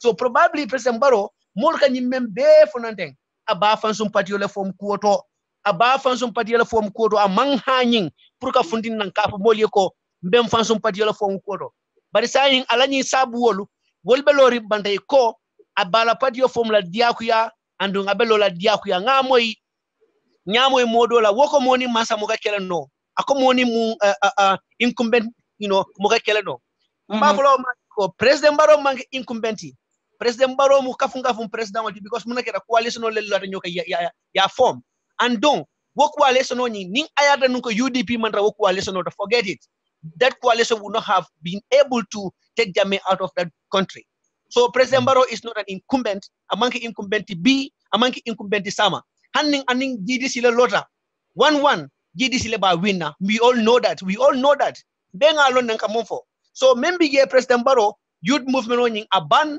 many alon kay bebe ge those useless old past many alon kay bebe lage ibe bayge ini UDP ke kilinguti you will be fined by us but now man ka wodi ndol be support la le but youth movement on ni wobe loring amam ban many bege me bay I will never waste my energy and then sell my consent to President Barrow for blindly supporting President Barrow on this matter because from no me alon ka mantra UDP fe bokan I myself am not going to even waste my energy on that because before President Barrow we know UDP. So before President Barrow we were with Bawusenu na family support le force to the last end. So we the children of number support to the last end. Handing ayatra nunko ate fongol malafika. Look, more come for karike batale. Mola Sanjo imuka will use no prukala potential nyinka will rate. Neither la America sana Sandra that old pa ngajele the wisdom and diamu developmental plans so it is a misleading information ka fa molie ko karike bayatale a jato nyimbita kan bari ka fa molie ka ke bayatale atikala no president now what is your definition ka fa ko mo ko karike bayatale atikala no president mendi you should be healthy and ninya na ke miro me ya lonko abela banko sambala no nyatol usenda bo nata ministry of foreign affairs le ngajele ay potential menke ja contribution of menke in that particular ministry so jumala ba fulan tule ko usenda bo muke bala ta no president ba usenu hanni ayata nunko akamanta la president wo mata la wish lady abela moy la Gambia no la intention la Gambia no la wish abela moila walale, and that is going to be puro ay law mansati gambe danila ay law ay ke mansati andung ni alason dandol we will always and keep advocating for that. Barrow will not come with any move may along ka bentol resist from supporting Bauseno. Handing Barrow ye commissioner le ki ka mem fo kata Usenda bu manene. Usenda bu man ka fodi. Usenda bu ta fo choose la no. Model be Usenda bu choose la. So let them know that, then let them come with another plan may along ke propaganda kela at least même fo se beti ano do man ke wala sa mun ko e ko ñil be brento male be la ciow. Kap Fabusana will be brento male be la. I'm sorry for calling his name here because near Jengala name call, I'm very sorry, that is against our rules. But near Jengala name call, I kule kame alonko, I mola name so call on this platform about Nimbaro Youth Movement ko. But ika munake, ika mole jo, ika innocent people jo kodola, ika will use purka diamu against people, many alonko. Those are the people, many be against President Barrow Youth Movement 100% every day and night. Ibe safaro kana against President Barrow Youth Movement. So now this strategy in Mankana wolo nyintiko. Kamol kamana innocent people kawoli use pour woli wol ye kamola wo mari nyin kam pour ka wola image nyin kawotanis moli bantala but nsafo ko bi nsafo ko sama yamoy 4 day jawla na boss ntolbe la boss ba support la for the rest of our lives for as long as abe UDP ntolbe UDP ni Allah subhanahu wa ta'ala botala because molo me alonko nyatonka kendolo mu andunga quality menjala andunga honesty menjala andunga UDP kano menja kono UDP dingola muntol be fala nyobala le tak UDP sulu saji maya ni bawola ite UDP din kendolo bondana mole nyokono nga falienne momo kalo ka fa mole konte mo UDP 1996 let amankum maya hadama do ya stad na muntol to ya banya dile wala kum maya hadama di yakono UDP ajele mol be gele melni UDP bawsen wol yapati yo nyillo nyola along the way wol jointa kabilin ko leñi mete dara ya jamme bi wolle be jele fe yalela hada madingo ya dati nyame ngo man kuma ya ban nyadile what was your legacy yemen traje and ibe nyadile consistency ning Fabu Sane mo sulu saji malady Fabu is a very desperate man me along ko ase mo fa because I have follow ala lik audio rokalbe mol fala pour ka je kay sudia president Barola benga audio moy dande de le pour ka molu fa pour ka sutia president Barola because iko wala ka du ni president Barotema nga moja audio hani saying the same Fabu namo the same Fabu le audio fana leak kadata ni Barola ko dabo mala file president yala ke kondo the same Fabu Sane yes wala mu because afa at Fabu Sane ay audio fenka de men yalon ko leak ako bawu senu ye doku wadi molle la wala faka doku wadi melna ikanyina ko mo sembe soto pour ka mo doku pour ka doku wadi mola Barole sembo soto pour ka molta bawu senu kam rek wala mu ka mutal ka suggest but come to think of it sana jumale be mo suggest la me alon ko sulusa giyola mati ay nana masa punda be ka sunyaro ni kuriyati jumale be mo suggest la so this is the point for is attitude la falling for is content with what you have, content with what you can do, and be honest to yourself. Yedaha sulusaji mana keba at the age of 50 years old keba hanisa in kumotela hanisa in bunya imasodo hanisa in bunya imasodo for ikata ikweka plan nega purka molfa just to be able to be closer to the president. So what asa bunan nika fundi na bande ka famoli ko Mantra Barrow Youth Movement abe fani ya kense ni Mantra Barrow Youth Movement ikamune plan ke fa ka fa ke kata mole fa purka sutia barola because iko wollal be ni barote ma andu wolka wusen da bole fasa mun kuri yalla wodi anan mun nafiki yalla wodi this is the high time ngato nyafa nyuni ni fundi de mo lakke ba ne banda mol be ne nal dinni wol men yalla ko ise wolle wuluno we will come out here and then we will tell you very very very harsh words in our various timelines. We are not going to be relent on anything. We will support President Barrow Naba Kekukang, but Bausenu is our Bausenu and he is the party leader me alonko. We will advocate for his presidency. So President Barrow puri along kabrin B nte personally nte Bausenu mbawole nokang andung mbawole advocate la puri yalondi as the flag bearer of UDP. Otherwise, nte kay mom nakarte ngalo natina fala but you will never have that. To be frank enough, you will never have that because from day one, only 3 months, after 3 months, you have betrayed UDP, and that betrayal will mula second nature because power does not corrupt an individual. It just reveals your attitude, your second nature. So we have seen his second nature by now. So what guarantee do we have that Ninganyi select as the flag bearer? He is not going to, at the end of the day, break UDP into pieces because our plan can approve our own political party for. Exactly. So this is the point here. So UDP to make a wise decision, let us not fool ourselves. Let us all be together. We want UDP to be together and we want numbers from everywhere. But the fact of the matter is, near President Barrow select as the UDP flag bearer. Gambia many nika diamond every day. Family many along ye kadre fayo ke UDP and for sanji tansabani feng. Bi wolka lole ke kali alala. Ning Adam Barrow next election handing a lot of UDP flag bearer yala. Imanta file. So why do you think UDP will take that risk? And we need numbers, and we're expecting coalition to be formed against UDP in the next election. So let's consider all these things. Barrow is our Barrow, but at this point, we can never take that risk. What for? We want a President Mayor Longo, he will come and then do some developments and forget about his own formation of his own party. Look at President Barrow Cabrianara and Munake. Because Munake, the President Barrow is now thinking about a party Gambia. I think no, because Munake. Motive so let us tell President Barrow about this, and then we want President Barrow to know that we are not going to be for him for flag bearer. Bausenu is our Secretary General, and then President Barrow for State House. Please let me just go there. Kafoko mongo ni momo lota UDP.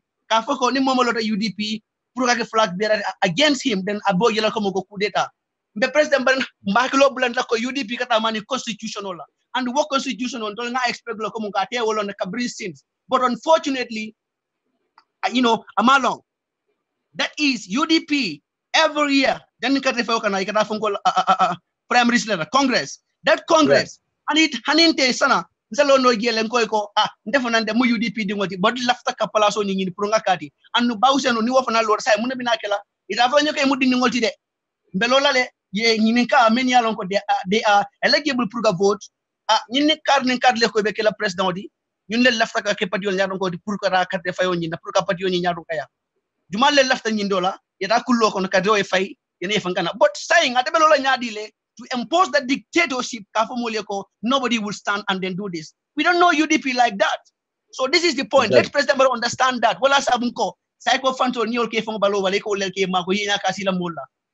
You are end up going to be a failure because this is the point here. So Sanante, that is my word. President Barrow, we are going to support him.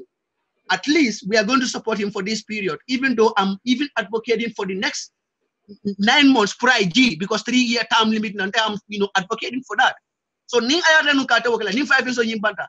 him come to UDP and then be at the back of UDP, or if he wants to form his own political party, let him understand that people don't have confidence in his government. People are not impressed about his government. People don't trust his leadership at even at a very limited time. Mol mala leadership ning ima approve no sana. So President Barrow laftale ay yina long andu yina munda ko modi Fabu Sane and the other cause. I personally inte bal won kan kayta ndal ko ning alman fata mo la ke bal alkal ka fodere de man of dignity because he come for hypocrites. Yalong ikonafiko ni kay ko mi nafiko la di fe muka kam fa men tambira wala. Ni ile nafiki iba fo kaye way dimi ko kata ke ba ning ni aneng personally kekendo I will come out ben nam fon la timeline not here. Ben in a time and be follow from day 1 to day 29. Every day I will make sure that 20 hours more delay la me alon ko better safarole about you, and I know a whole lot of things about you. E ka fa mo le ko de bu UDP le do da mom yalla ke be jamu kam o man kuma ya ko tege men kuma ya ta bila stand me nyadi le UDP kono bila stand be nyadi le UDP kono. What is your credibility in the UDP? Wala kuma ya ta andu mol ka wala jibe. We are proud to be 2016 UDP, but we will make sure that our integrity and in the records in UDP, atekela Jamfati, atekela Kumfa Baliati, atekela Fange Baliati, atekela Faitandoti, atekela Konanteati, atekela Keba, Kajutuala, May along, Ayake Fabuti, Ejutuala, until we will never accept that. Ite Munami, Rakoita Belola, like a Bausenu, Komakumaka Bausenu, Ketafi, Molie, Dindomolie. It is expert controlling it Abuja. Obekalanya dile. Isa kuma fono a better sense make la. Pwede namba lojang iko. Ibe Adam Barrow support lale. Handing ayata nuka fa partial form. Bengo mboja the generation talk so ya fujele. You can never deny those things. So my brother, just go and kill. Near 4 days jawala neng. Hanika ne he. Until bafule until bafule for 20 times. So this is the point, Sana. And I make sure that this audio, I'm going to convert everything into audio form we send these and then distribute these things into audio. Let Fabu and the co let them hear this. President Barrow nal kalkabula wala no kang alma President Barrow ya mar komunga munda UDP. You are just fooling yourselves. Let's go and then see what is going to happen, Sana. Thank you. No, Kekendo, you cannot go right now. Kekendo, you have to wait again. We have seen people who are very, very, very impressed about your analysis right now. Jenaba Masko, your real name is Kekendo. Kani Suso Surako, thank you so much, bro. Well said.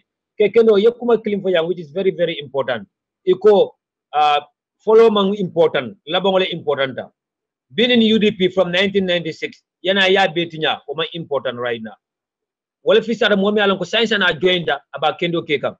It na mol dungolia. Ika fa molio kalinde bunya. Weno dingolia jibe famane kan sutatili.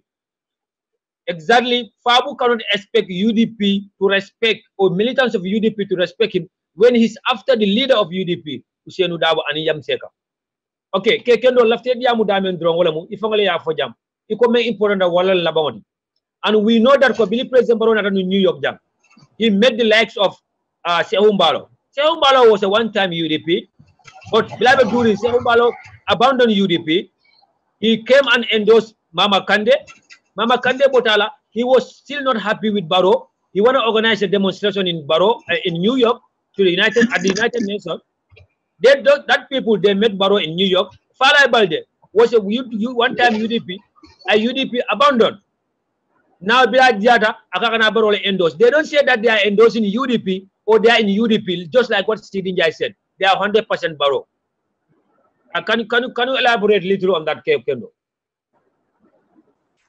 Abaraka sana yala wala sabu President Barrow mol ka foka mandi mola ka foko yamatla ka wo employ. Una ning ayata nuko kuba nyama ning ayata nuko President Barrow mandara falinkan. Obstara la jumala koma ite kata bande ko ka dindingol pick na men yalon ko primary school drop out le mudi e ko wolel be kret la yamar ladi Usain Dabo be siringe me yalon ko be politiko kono fo sanji tan savani feng anana man kumo fo kumo me yalon kaya implicate Gambia banko kan ala politiko be kono anana man kumo fo kumo me yalon ko Musa fo Usain Dabo la nyum kumo nyi ko embarandile nana ma mo na alpha la tol men yalon ko futa nga UDP je be kuru kan mo nana ma wasifa jala anu nga political blunders get, from so many political, leaders. But in Nanamo Sifa, Usain Dabola, what on earth do you think? It be more people now from the street. Will be a political advisor. Why are you not going to make blunders? Why are you not going to make decisions? They are going to make people to hate your government and your ruling system. So Ninam Kuanyenti, Nim President Baroma was stopped for a Koabe Usain Dabo Mutalaka sideline. Kata mol kamana many yalon ko wolta ofala no anything na nyine be kala la drong sitting guy wala ko sana. This is our point. Ni ayada nuko President Barrow mang any other motive soto President Barrow narala ni government ikai ko ele bina ko ngado ko ke kabrai coalition government I will buy otaymo ayni aim soto already pour ngam fansum podial padi nyum fo wala sabu APS la ni nyaton ko abebe kamala na bot yajale ala kamem fo kudo be ye ika plan ikaje ko monko wala mula nyato dadi wala ketinya ñul binale and then they are going to make a very big plan against President Barrow. Trust me, they are going to reduce President Barrow into zero. These people you never some plan so and they are going to employ that. What kind of more from a jackal form? And also don't be surprised nani AFPRC coalition on form nani AFPRC coalition form handing animal coalition form. They are going to make plans ko Mama Kande ani yaja make plan will be last presidential election on you. So President Barrow, we can expect anything. We can expect him. Ni UDP matter purkalo against UDP, a coalition form against UDP. Trust me, the man is too much hungry for power right now. And then wole bekala ko me alon ka bari grade la. Iko mandin ko ka kali bulo me alon ko wole feed. Never buy the hand that feeds. Never buy the hand that feeds you, that lectures you, that give you that leadership ideas for 22 good years. And no hani kabire ni nada power to. President Barrow yalon ko menu kate yamari positively and men ka yamari negatively. UDP will never take President Barrow advice negatively workable. They were contempted. Imagine 22 good years will make a local knowledge. Inyomude manyo bay, manyo jamfa. They were together, they stick together. Exactly. President Barrow mtalba flaiko ni youth movement ola kuonyi sana. Moka na korondo ngafo komongo abandale. They are coming with their plans. Let us, just stay focused and observe them. Ning ayata nuko President Barrow ni youth movement o nyim ban. Ay nyim molbe bayabala. We will defend him. We will defend him to the sky. We will defend him to the sky. Ay ni youth movement o bay. Ay nyim tole ol be bayabala. Nyim tole ke bala. Ay be bayabala bala. UDP dog woke. Banko dog woke. I see Ayaji be front of the platform. We will never die for him. Come on, come back. But no man can youth movement.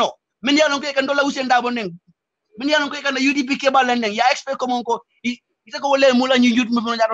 We support you. We will never do that. We will never do that. And then we want President Barrow to hear this. We want him to hear all these things. UDP will never disappoint Hussein Dabo, no matter what happens. And do Nimomo Yekoni Hussein Dabo I sacrifice Mengani Kebalo. You are just spoiling yourself. We will never sacrifice that man for anyone. Sana, thank you. Exactly.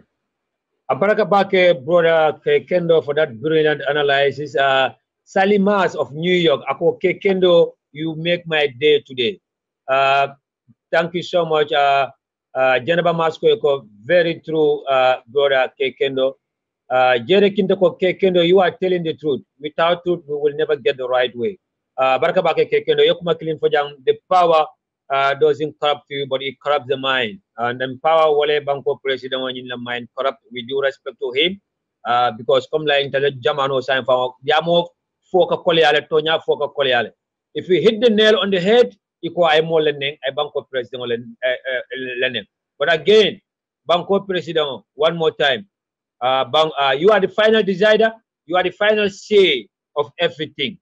Gambia adiade tele memman dia ta tamala men beka jamu baro youth movement tola e kamol nem baro youth movement tola e kamol comment be mol kolla with block IDs ba from mol ko fale na Gambia be mol tarla jam adiade tele.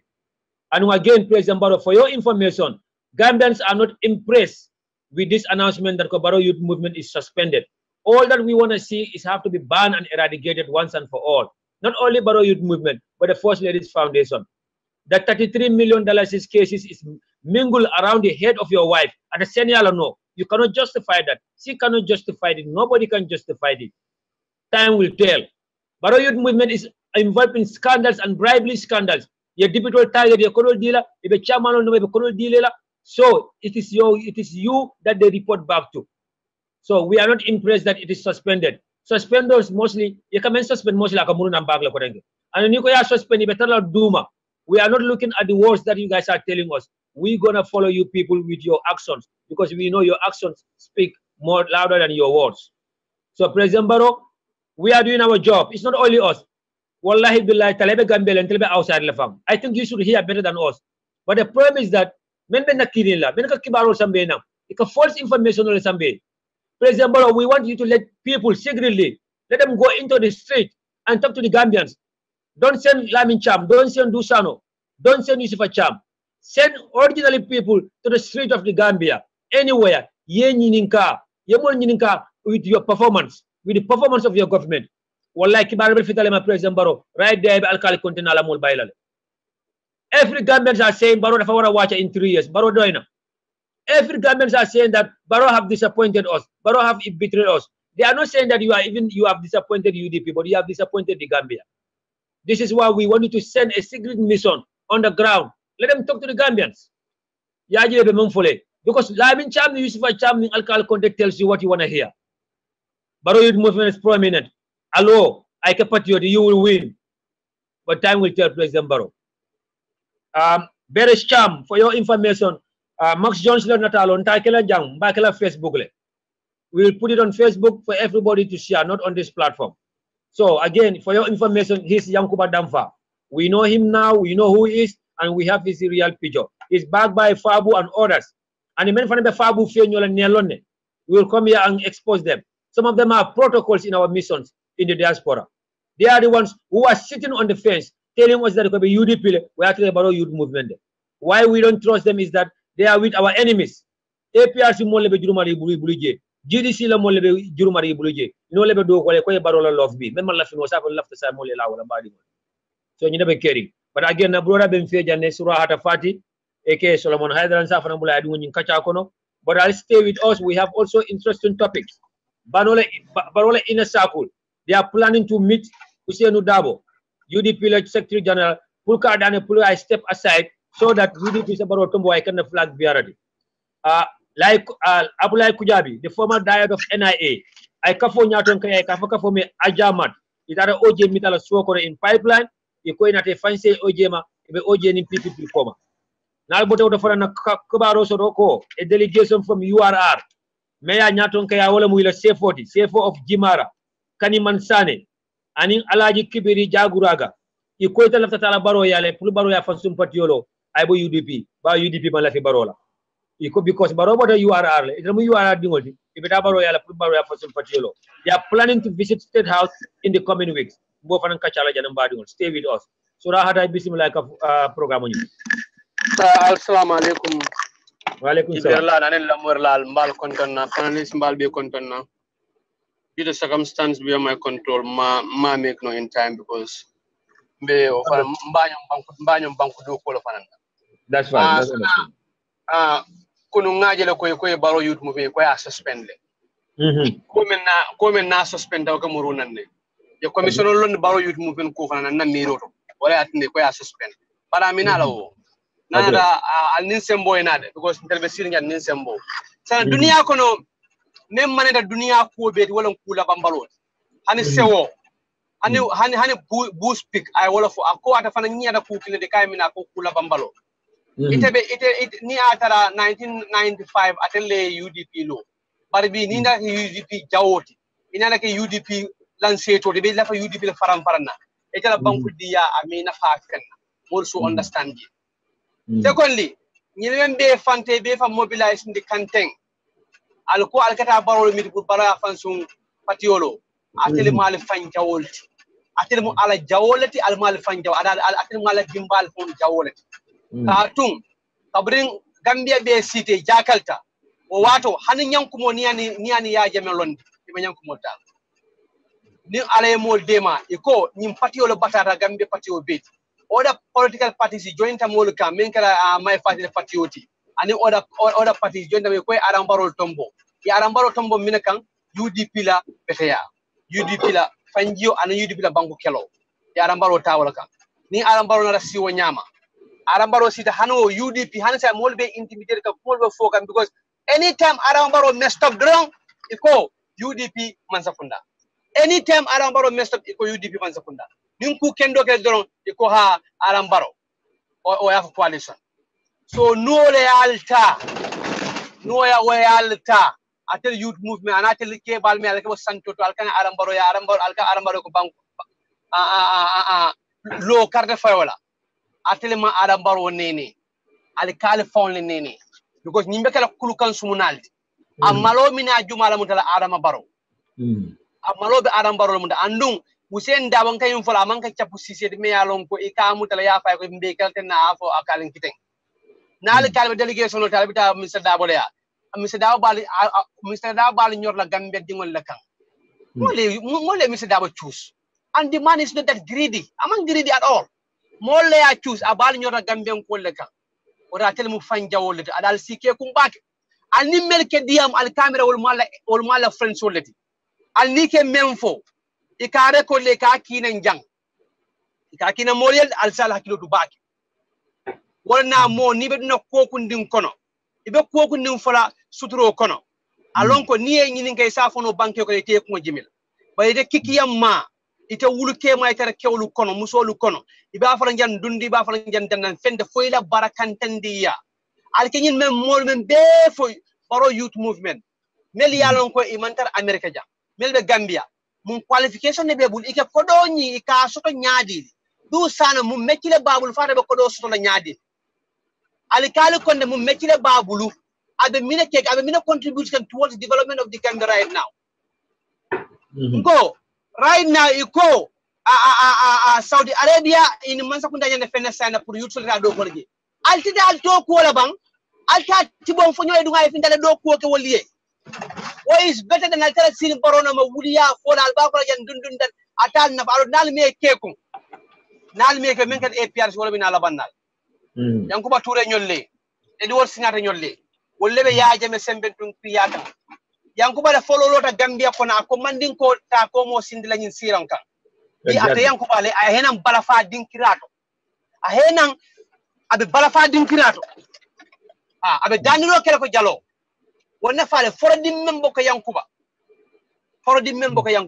bari amina kele min abu bulale no kanne ko miranjulo wallahi billahi asibule no kan ite beteyala ite barakala abe jide diwnu fananka wala nyame ite beteyala ite barakala wallahi nuwo manke o satara alamu fulalti o satara ni man jam fasidi Mr. Dawo kama e man jam fasidi Gambia diwnu kama hanali make mola ko kamate alake mola ko kan mel yalon ko wolle niyo bota Gambia ida niyo bota Gambia minela ke banko libare hani bi nyin kew me yalon ko abanda tujerenteng tanje bang alama ne manin kafar kelay malon dictatorship lo fa ko nyabe mi kilnati ya kule kalme lan kam betea ni kuya ni torolo yo fa andu jama babi je meli badara nyin ko kono wolle bukana enjoy la baluwo fan kono wolle bukana enjoy fende fo yin nafikol membu ko nyin du sano nyun al kala kontenyon wolle moti al kala kontel keda moti me anon ko Gambia ay kafu nyomala moto muta ya taki ibe diamu na ka fay ko do you know who I am who you are alkal konte ntele ni be jang alkal konte de findida UDP war ñoo fo mo li yalan ko tam UDP ti rally congress jumale sambaje mo be ala jumale sambaje ite dunda strogulo kono luñ jumale inene ite buutele bang muna ike men fo jiko ni ata wala muy jikoti alkal ko di balu nya faling ikana jele fana dunia e jele la i balu nya faling ateli membe baro ni yut mu fena alali balu nyaali fal ñim bal na fala minela baroke jelle di Allah wallahi baroke jelle di Allah ali bal fam fala kula me yalon ko nafata la ali sabari ali tonya fo baroye nali manta school alta misaki jere ya tarakala mu manta afje fa o misaki jere ya lecture one night al bal na minen foroyati minen dinkende minen banku dinkende yati ba ali be jelle la fana dunia be jelle la wallahi momon die Gambia dum ku kono melon ka manya dunna kono ite kayro jela fala e baldele se kumbalo le wolle ben UDP jam full time ya kol ki jam ibe UDP full time bari bi le fala e balde lumena ta ka sound APRC 9 months amasi ya jame ya feño fay abra Gambia banku ka wo malo o mon kum fala e balde to hadi biya malo bala Flood Dolphone fare this only. Ikay you are not imanga fare balde bannati. Imanke balgo balde banna yellow, balde banna dingo bugo ma wanyama. But in any family, there is a black sheep in any family. Fale balde ñu dol wollati. Nonte momi yalon ko ayete badu num ta afate ibadu na toro la bulu. Iko bol fraud na Gambia. Ya jam hani fraud la ke kelendi. But fare balde mu free kelelalti. Momon ni meñu baro youth movement. Iko be youth undermine ite mu free kelelalti. Iteman solo sanene dimbar ñaafita iteman solo kurman dimbar ñaafita iteman mo ko na ñaafita mi yalon ko wol barade ñin stowdul kon andum insa faale ko ñin coalition man sakunda mbelo rente ñin gine kelo be diala ñin kelo amanjare salji mutala amanjare structure kelela ndele ya yamuta yalla nga kele nga do ko gula ko mo kono mo man kunoje sako dum parti mi yalon ko majority carry the vote baro ke men for majority carry the vote baro I want you to keep saying this word majority carry the vote because ni ka fo drong alla nyim baro yut mem mo barakantan melbe no kante be wuliya fole ibe silala ba yele suspension no mbaji be kam nyaata kun kono fenna fo korosiro nyaata nyaamantara kun kono fenna fo korosiro naali yamera mol finki tale mol man finki bari nafiki kafo ate wato buka jampa pana ali menke ateli menke diamu nyoyeten alla information mi wala sana bulo kono jam ali diamu te doro al mitin dulay ka be kinan sanele ka kinan teja ikakina mo kota yele bare kumodo sutara dala fotante mbale bulal doron aleta aboko sisew ya kodi fonyola ate amera budabe be maboro wata do fonyo ya budabe tan molla nyabal intel nyabal lale mambore bare minin tafal to nyala ke laba kanake isake niyake bajelal ala baraka thank you very much surahada dani bita surahada meta ni struggle kono le femme compagnie struggle kono ba surahada ite amera minebe klanyin molla promote me alonko it will make them this desperate kata president baroya memu mbela kairoti memu UDP le nyaato tara mun kamera nyaato tara ko ta for president baroya surahada is as I'm speaking to you right now Jukuna is in Dakar ala family le asambaje they cannot help her Nogo Njai is on her sick bed looking for help imama ko sura hada ita ba mine baka nyina promote bi alkali konte alta la kola ajiyam sekale ya sabu asutata president barola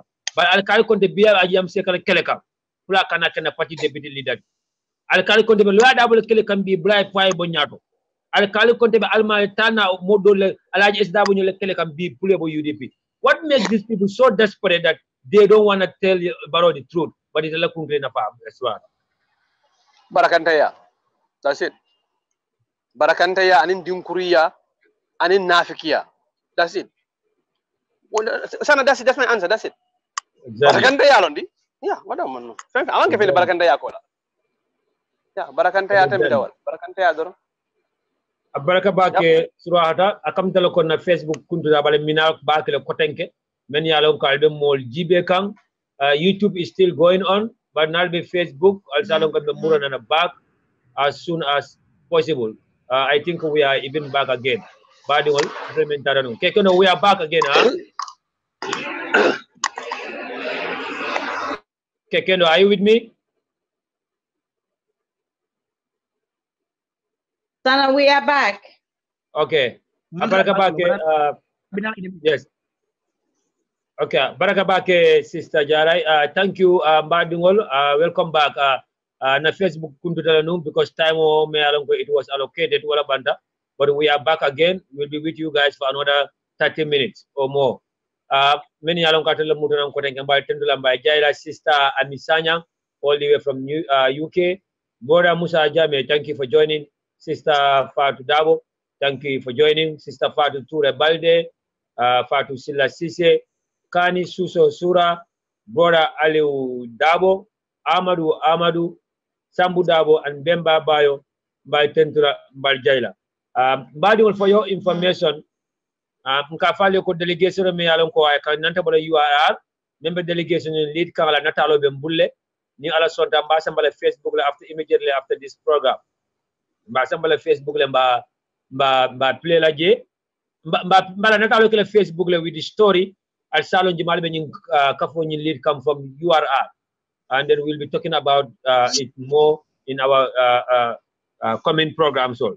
So mbadi our next topic obekala menti wala ba kala kon na information of information wala mu President Barola ina circle men kam to ko alkari konte Lami Cham Yusufa Chamnol.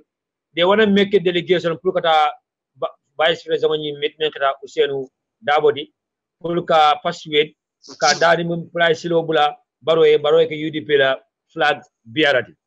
Now Badi will catch a government to Mintuko. Why these people are so desperate that Baro have to lead UDPs and becomes our flag bearer? Is it because they love Baro or they lost Gambia?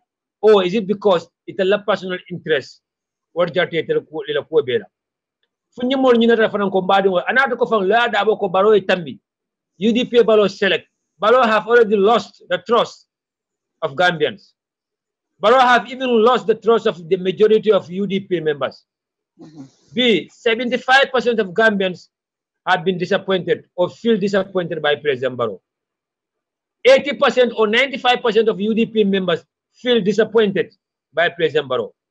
So among kan talak kairo from the UDP as a party, look at Baro from Alawa Tambi Nyado as our flag bearer. So Barola ni ina sa kulo mo nyanta min understand ambadi wolom nyindiko.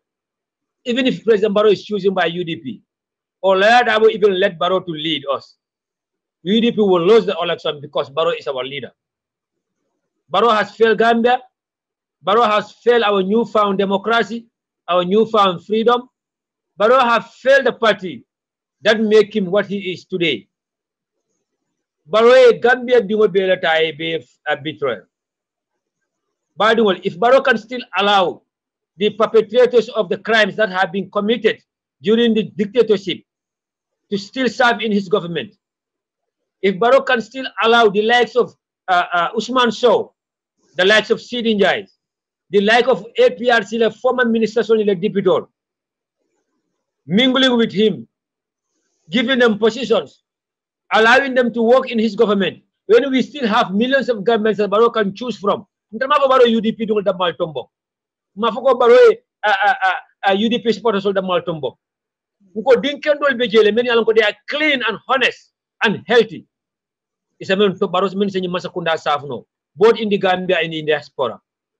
Why Barrow think that he should go after APRC the more control many along yellow be global? Barrow have chosen Sheikh Omar Faye as our deputy ambassador. Sheikh Omar Faye la loraja ko UDP du Musa Yore Gambia. Bule sona sembo panyoleng APRC. Sheikh Omar Faye Barrow na fa munela. Wala be New Gambia na fala munela. Wala be na reconciliation na fala munela. Fo ambassador enta kala deputy ambassador. When Barrow still have capable people that he can choose from. Barrow have appointed Mamburu Njai Melanko is under investigation by Janneh Commission at the Barrow Fanglo Janneh Commission. Barrow have already undermined the jobs of Janneh Commission by appointing Mamburu Njai as a Minister of Finance. Bilim Mamburu Njai as Minister of Finance Sunyar Bunda Elta Gambia. Kodo de Dunya be findila. How many ministers that Barrow can choose from to be a Minister of Finance? Why in the first place fam Amadou Sane have to be replaced by Mamburu Njai? Wallahi mo be alno ko dim foro yalam Amadou Sane la foro yata Mamburu Njai atele 40 atele do ko do wati kemo men my brothers and sisters I'll not dotful connect jam because Barrow been asked Amadou Sane was not allowing a penny I think without being accounted for. Amadou Sane was making sure that the austerity measures that has been approved by the National Assembly members were tama I continue katama Gambia sa do kono. Amadou Sane I make sure anything that has been approved by the National Assembly concerning our national budget wait time for the next year. Wala in December menkana. So nyar bunda man sodonu. Kodo buka du no nyama ilaftara nyame. Padia mo mi alon ke ba no ma kamale man sodonu. This is why he replaced Amadou Sane with Mamburu Njai. Amadou Sane Barrow la fa yala mol katambi gambenol bela ko Usman Sow, being the director of NIA, evidence also findila. Usman Sow is in touch with Sol Baji and Yaya Jammeh in Guinea Equatorial, Sutatili. All our informations, all our secrets, all our intelligence are going to Guinea Equatorial. Yaya Jammeh Babulo kono bi. What is the reason why? Akante jakalani kabi, sumodon kasibo nyina la baro manager Usman Sow bala. Usman Sow e mun qualification no soto. Ay mun londo lo soto. Ay mun dokule kala no, men gamino te men kala no. Barole along why do we have ambassadors as large in State House? What are they doing there? What is their job in State House? Fatou Cissé has a business in pipeline at Office Obeje, Karaba Avenue. He's winning all the contracts from the government, awarding all the contracts to his partners. The Minister of Trade or the Minister of Finance are announcing a bid for governments to go for a contract. Billy Fatima Jalo Tamba Jambeje, all the contracts goes to her daughter. Her daughter officers of the Melon was working under her office, contract award. So Sam Badul, why these people are so desperate that they want to beg Dabo for Dabo to give way to Barrow. I will give chance to the panelists to elaborate on this.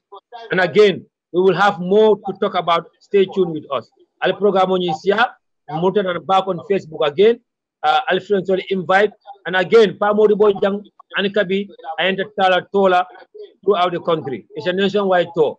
For Arabole Mitla, Alaftani Kacha, Alaftala Minamila Promoti. But Momo left the coach, Tony sponsor, Momo left the donation. Okay, please do so. You can contact Lamin Konate of UK, Member Kerry. You can contact Fatih Haider of Member Kerry, or Binet Bojang of Member Kerry, and Intel brother ML Dabo of Member Kerry, or Kekendo of UDP Media. Nani Mulbe contact drum, Pamori Bojang, Alba Sotola. Albania Pamori Bojang is one of every 100 journalists in the Gambia.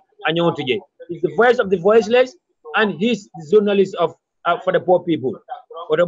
Please let's support Pamori Bojang. Kananin Toming embark on in the Gambia. Momoya support Droya Fuaro Lamakwe. Sister Jarai, a delegation is in waiting for the vice president. They want to go to his house to beg him so that he could step aside. Will UDP about I can a flag bearer? What's your take on that, Sister Jarai? Sana Baraka, but in Tema understand how and why Barrow is that desperate. Next future president. Yeah. munen barola problem oti munana barote do ko kala I deliver Gambian I love naturally na ba ko forsala lafta kala president alati fo Ousainou Darboe la ka president select UDP for UDP la president select la flag select ifang yeah so man wala understand sana because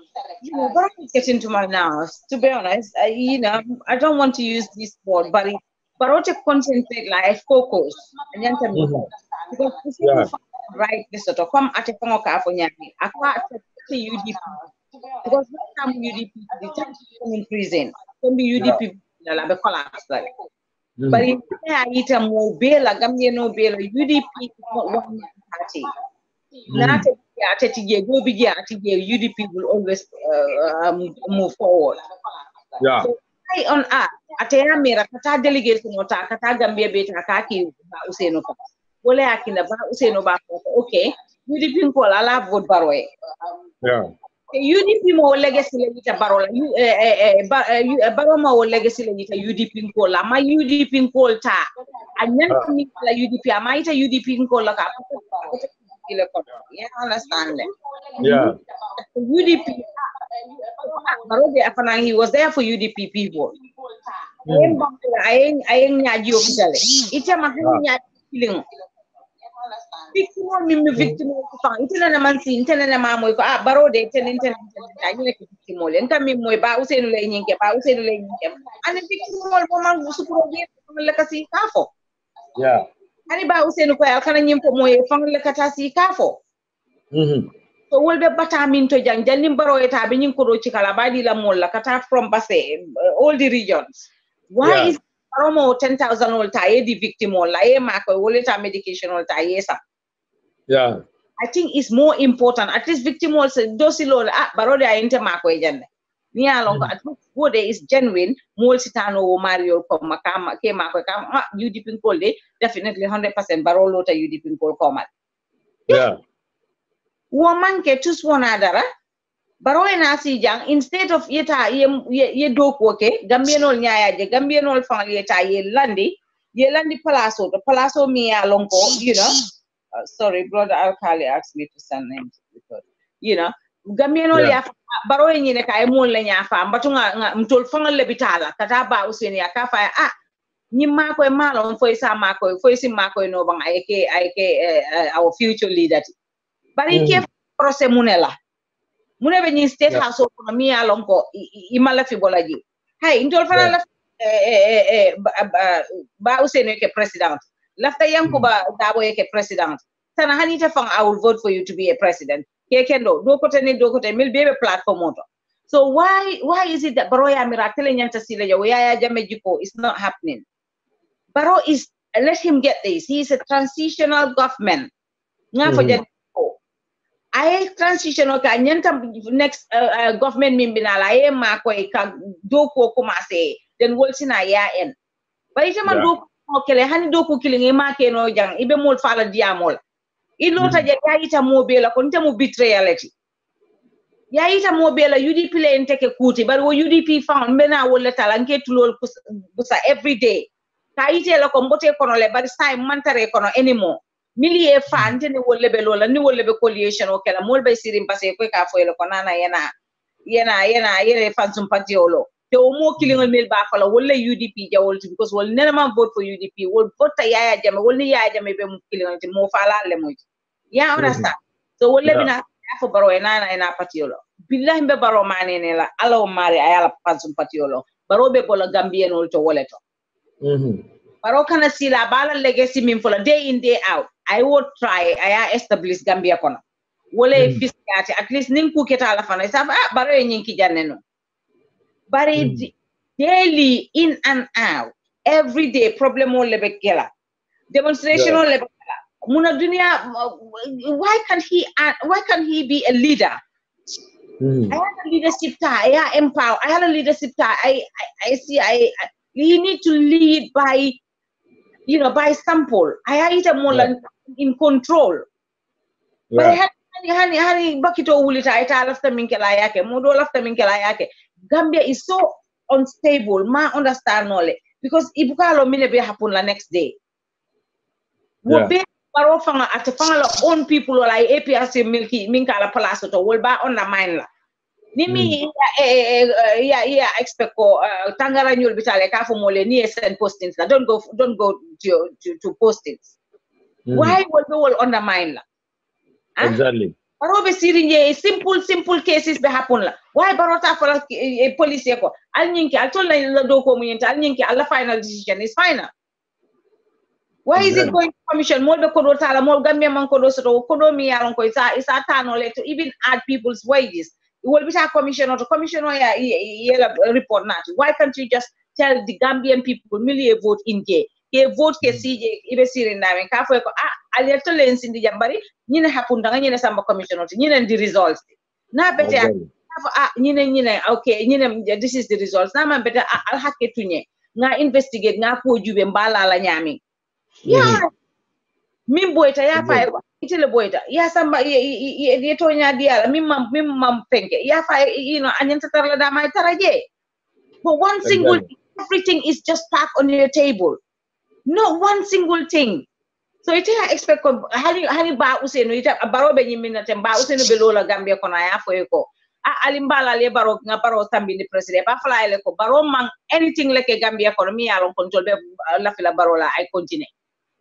So hani ba laftale baro e deliver, but baro is I'm pare wala. I tell a whole mind and a whole soul is I want to be a president for the rest of my life. Exactly. What is the problem? What is his problem? Baro e malo milanto la nyim platform okam baro e malo milanto UDP ding okam. Intede sana ni malo wara batale. Exactly. To be honest, baro da afasa diatale kunumbari video intede nta fasa nola. Wallahi akole ada. I'm sorry. Jara na luntam balo sorabina ka in the name of brother Alkali Yafa.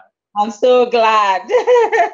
Alkali, you've been missed, and I know the audience have missed you too, but we believe that you are doing fine down there. Yeah. Again, welcome and thank you for joining us once again. It's good to have you, Alkali. Good evening, everybody. From my end over here. Albanian. God, we miss you so much. We just miss you, Alkali. We miss you. Well, thank you very much, and just want to thank everybody for the good job you guys are doing and continue doing. Thank you.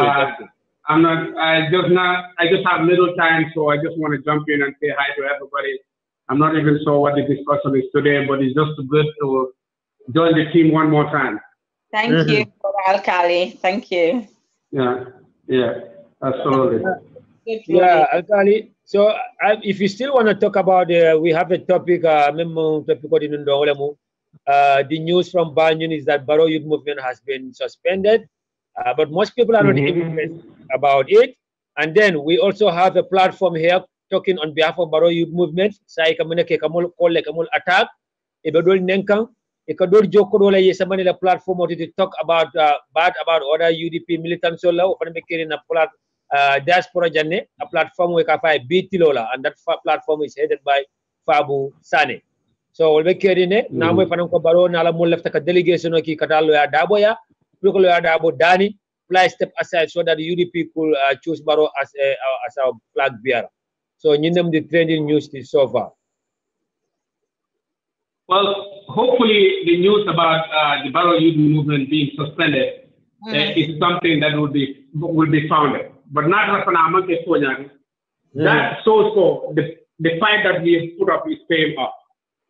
Because just the fact that they are even contemplating or even thinking put our suspend, that alone so what we are saying, Nadia Moni na Sokoni na complain of is not in vain. That means the pressure is on them now and they are feeling the heat, which is a very good thing.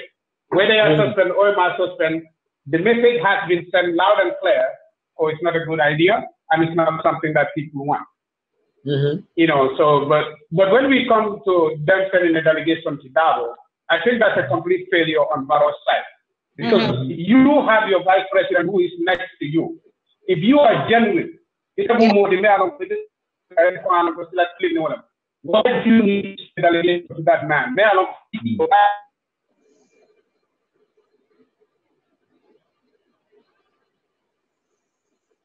You know. Yeah. Alkali? So yeah, sorry, I'm back. Okay. Can you hear me? Yeah, we can hear. Yeah. So what I'm saying is, if Barrow is up to good, or if these people are genuine, why do they have to send a delegation to him? Barrow has every access to that. He's vice president. He can just tell him, come to my office, let's talk. He will go there. Why do you need to send a delegation? You don't need to send a delegation to him. But if Barrow can them for a dollar for, I think he's UDP, why does he have like any other UDP member to request to be the leader of that?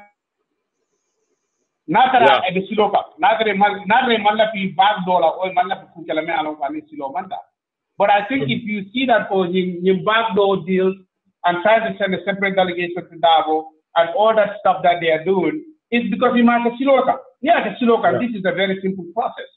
UDP, the party has structures, the party has, it's a platform of the year to give them a chance to contest if they want to. So, to backdoor or send a special delegation. You know, so the bottom line is more than that. Need a Siloka, you don't need a delegation. Barrow have 100% access to Dabo. Why does he need to send somebody to him? Thank you. That's a good. That's the question we should be asking. That if that delegation, near a delegation of Kapinyoma, and somebody run across them, the question you should ask them is, Dabo is Barrow's vice president. Why does he need to send you to get to him? Exactly. You know, I think that's the whole point here. That simply tell Nico they are up to no good. Exactly. You know, that's my take. That's my take. If they are up to good, Barrow is welcome in UDP like anybody else. You want to be a contest as our leader? Yeah, well, come to the Congress like anybody else. Because if you're president, that doesn't give you power over anybody else. Exactly. The rules and the regulation of the party is supreme. Exactly. They're even above Dabo. They're above Dabo. They're above everybody else. So if you want to go around that, that's a very bad example of leadership. That's a very, very bad example of somebody who claims himself to be a Democrat. Exactly. Exactly. You know, that's my take. Yeah, Abaraka Bake, brother Alkali Yafa, it's good to have you back again. And we're looking forward to hear from you again. We know you're going to be away for a while, but time to time, you should be able to chip in if you have the time. Na sister Menkata, sister Ami Jobti Ako Barrow is here to stay. Barrow Masalahu. Sister Ami Job, for your information, should it be about Barrow or should it be about a better Gambia and a better party that you claim to love? You said you are a UDP and you love UDP. So this be about Barrow personality, or should be it about a better Gambia for Gambians and a better United Democratic Party? That's a question for you. Think about it. Come back to us and give us the answer. Because I think it should not be about Barrow and Bugarek, Barrow and like. It should be about whether Barrow is delivering. It should be about whether Barrow is keeping the promises that he made. Is it about Barrow is fighting for the justice of the victims of Yahya Jammeh? Is it about that Sadigante Yala, the people who make Gambia to go through hardship, should they serve in Barrow's government? Should Barrow appoint the perpetrators of the crimes that have been committed in the Gambia for 22 years? Sister Ami Job, let's be tolerant and fair to each other. Let's try to be fair and balanced. We love Barrow like you love Barrow. What? Sister Ami is UDP. Yeah, for Gambia. Gambians, don't worry about Sister Ami. I know she's joking. I know. She's my humble sister. Yeah. I know she's joking. Trust me. I know. But I also want I just want to hit the nail on the head too. But I know she's joking. Brother Alkali, thank you so much. But come to my sister, come over here. Barrow, we want him to succeed. We definitely want him to succeed, 100%. Everybody needs to understand that. But that doesn't mean the Mondafanyu, UDP, we bend the rules for him. That's what we are saying. Yeah. You know, we want him to succeed, 100%, no doubt about that. Why that doesn't mean that whatever he does, we just have to jump on the bandwagon. If it is right, we're with him. If it is wrong, we're going to go against him. But so I don't have much time. I will let you guys go. Time to time, I will jump in when time allows me. And thank you, everybody. Thank you, Bro Ali. Thank you. Thanks. I know, I understand that our brother is here, Musa, and Musa Jame, or Musa Jame, and another person with the number 651. I also understand that Ami is trying to pull our legs, but I'm also trying to put the head, to hit the nail on the head here. Now, brother Dabo is not an obstacle to fail Barrow as a future president aspirant, and he will never do that. But the problem is Barrow and his administration failed the Gambians, and Hon Dabo could not stop anyone meeting him. But he, Hon Vice President Dabo, is under UDP, and he respects the voice of his UDP executive. So let's treat it as rubbish. Dabo is a man of his words. Dabo is a man of his words, and this is from a brother. This is from a brother Musa, our brother Musa said. Okay, Nalunta Maminsoro Jam, Malon Jumalem 651, but it looks like 651. Okay, 651, I think that's Alkali. 651 is Alkali. Okay, brother Musa, I think they said that you are here. But anyway, Mendem Fejang, brother Yaya Dabo, Bafule, thank you for joining. Abdul HT Haidara, thank you for staying with us. Been a lawyer, Kontona, our able technician, our future Minister of Justice, lawyer Yankuba Dabo. Bafule, thank you for watching and thank you for tuning in. Brother Usman Sise, thank you for being with us here. Sister Fatu Dabo, brother Kabiro Sane, Nachanko Lamota, and Emel Dabo. By Tentulam by Jaira for your continued support to this platform. Brother Ansu Singate, you are definitely a hero. Ako, I'm very curious what's beneath between Barrow and Hon Dabo. He fight for 5 years for Barrow, so my doubt is if Dabo will let him lead again. Na brother Bafule, thank you for joining. Menkata Modun Jaiti. Ibrahima Alhaji Ibrahima Kanyi, Bafule, thank you for joining and thank you for your continued support. Brother Kekendo, if you still want to come in, okay, na brother Yankuba Dabo ko. Na brother Yankuba Dabo, but I'm losing it here. Okay, Esa Jawalako, Sana, you don't have to reply to everyone who comments here. Yeah, that's definitely right, Esa. This is a democratic platform. We will allow everybody to speak his or her mind, comment as much as you could, send questions as much as you could, as long as you are not breaking the protocols and the principles of the platform. You are right with that, Esa Jawla. Thank you so much for the advice. Who else? Kekeno, do you want to talk on this topic about Baron Alamol planning to send a delegation to meet Dabo so that Dabo could be persuaded and give chance to Barrow to become a flag bearer? How desperate are these people, Brother Kekendo?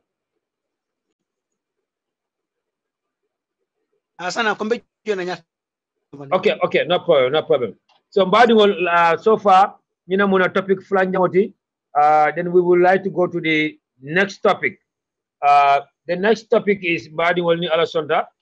Najelo ko Iko Abulai Kujabi, the former director of NIA, a delegation of Nyaton Kaya member of Foni, Ikafo Kafoni Yako Ajamat, or letter OJ Jalo Mital Swok on OJ Jala, the former Minister of Agriculture, Itala Mital Swok on a pipeline, in I meeting Soroje, after meeting on Yunkola, Yefan Jabali OJ, Ikobe OJ in PPP, Badiwal OJ Diamul Kajele, Pulka example, Tendi Moloko. Menkata Somalia, Menkata Liberia, Menkata Sierra Leone, Nimman Hakilo to Abekala Gambia. Ako Bekala no Nyadi the Wolemu, President Meka, President Barrow, I lahi do Locta, I kaito la sign, pull after 3 years I enter Gidal, or an Amala Fimaka on a Banco and I enter Kaji. Badiwal OJ Jalo Kilimola Modi Mialonko, Coalition Minister Martino, based on the Nyunkonya from OJ Kata Gambia Minister de Kotenge, after serving Gambia or serving the PPP government. ay mo la agriculture betinya sene bunda betinya nyaaje oje be ala wala no fam fabe chance la ka Gambia ministre de Gambia sa to ko dengue nde be ala no ko coalition le ya sabu nim coalition o ma sodo no Gambia OJ is not even qualified to be a watchman in the Gambia, not to talk about being a minister of agriculture, one of the most important ministerial positions in the Gambia. Ni OJ Jallow Kilimo, only less than 2 years in office. Amalefa ni mo do kweke, fata lafta menna. Ala pam ala office ota ake PPP bureau di. PPP la soro get soro ayo damala tombon ke samana. Puletra agriculture ministry. Starting from the permanent secretary down to the last person as the secretary to his office. OJ Jallow Kilimo na sunya ro ko ka Gambia Senegal la jambando ta kashika. Jambando me fangalo ka expire la atara ba wafika nu Senegal fo ya muta. Wo ko fila be investigate kan sai. Fo ya ta OJ Jallow ta ya bay. Abula ko jabi fanan desperate la. Ay ka fo nyaton kay ko kata OJ la muta fati. Banyi na mambo. Mo men desperate fo ko kata juma muta fati sungo. Sungo mi alon ko ya muta. Red handed. Abe under investigation.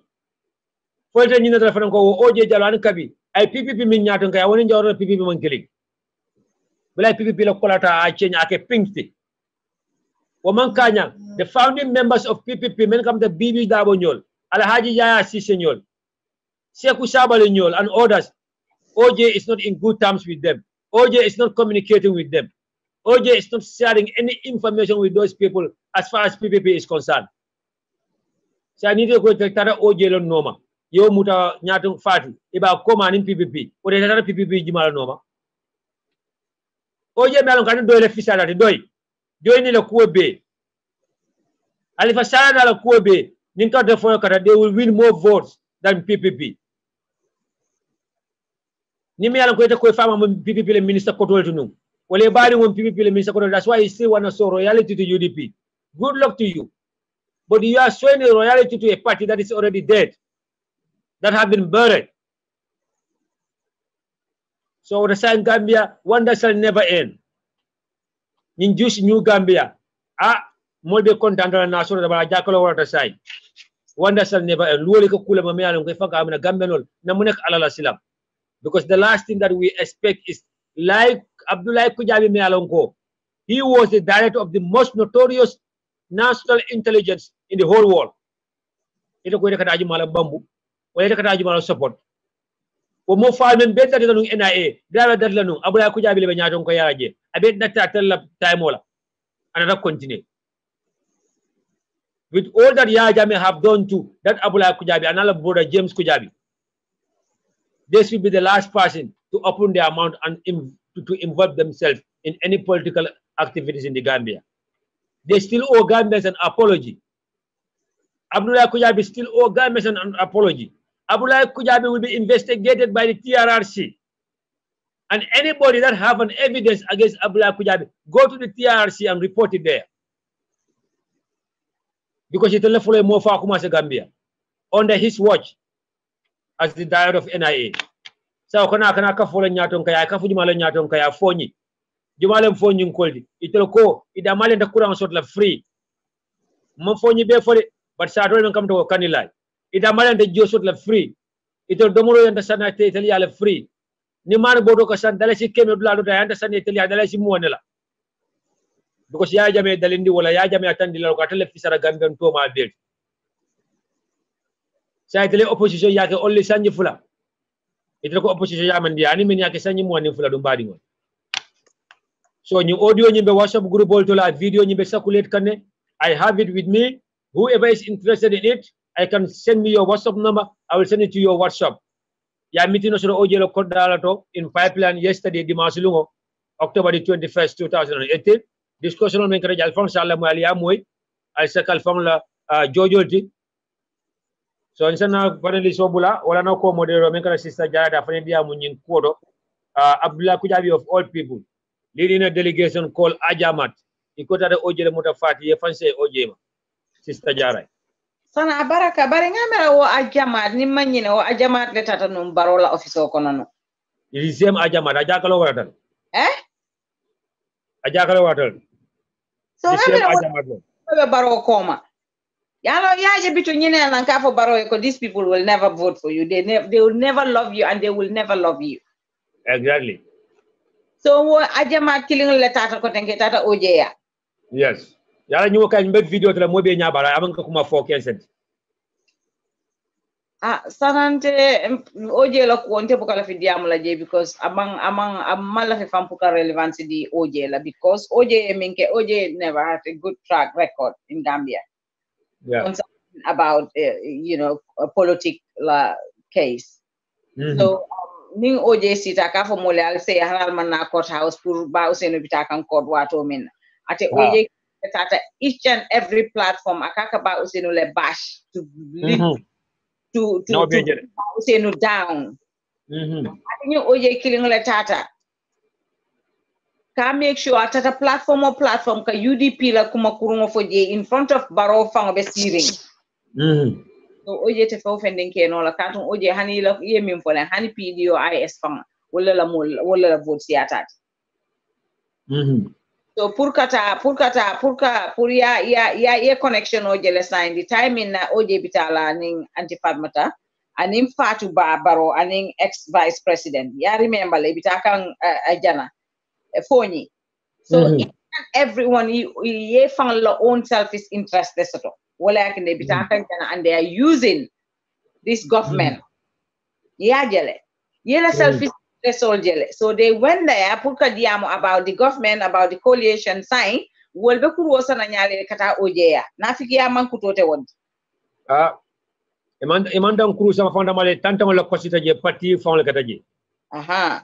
the founder of PPP will be sitting and baluring among Tusman Kala follow. I have no interest ever in OJ. Exactly. I'm sorry. Thank you. Yafo nyameng Sister Jarai abolo nyama ninkambeno malo jumalem OJ din sa foye. Sabo 1996 la kana down the line all the coalition me yalon ko ilafta kalo dum against Yaya puka track Yaya defeat wo coalition no be possible no. It's because of OJ Jallow and Halifa Sallah. Because OJ was looking at UDP as a Mandinka party. OJ feels like over his dead body will UDP a Gambia rule.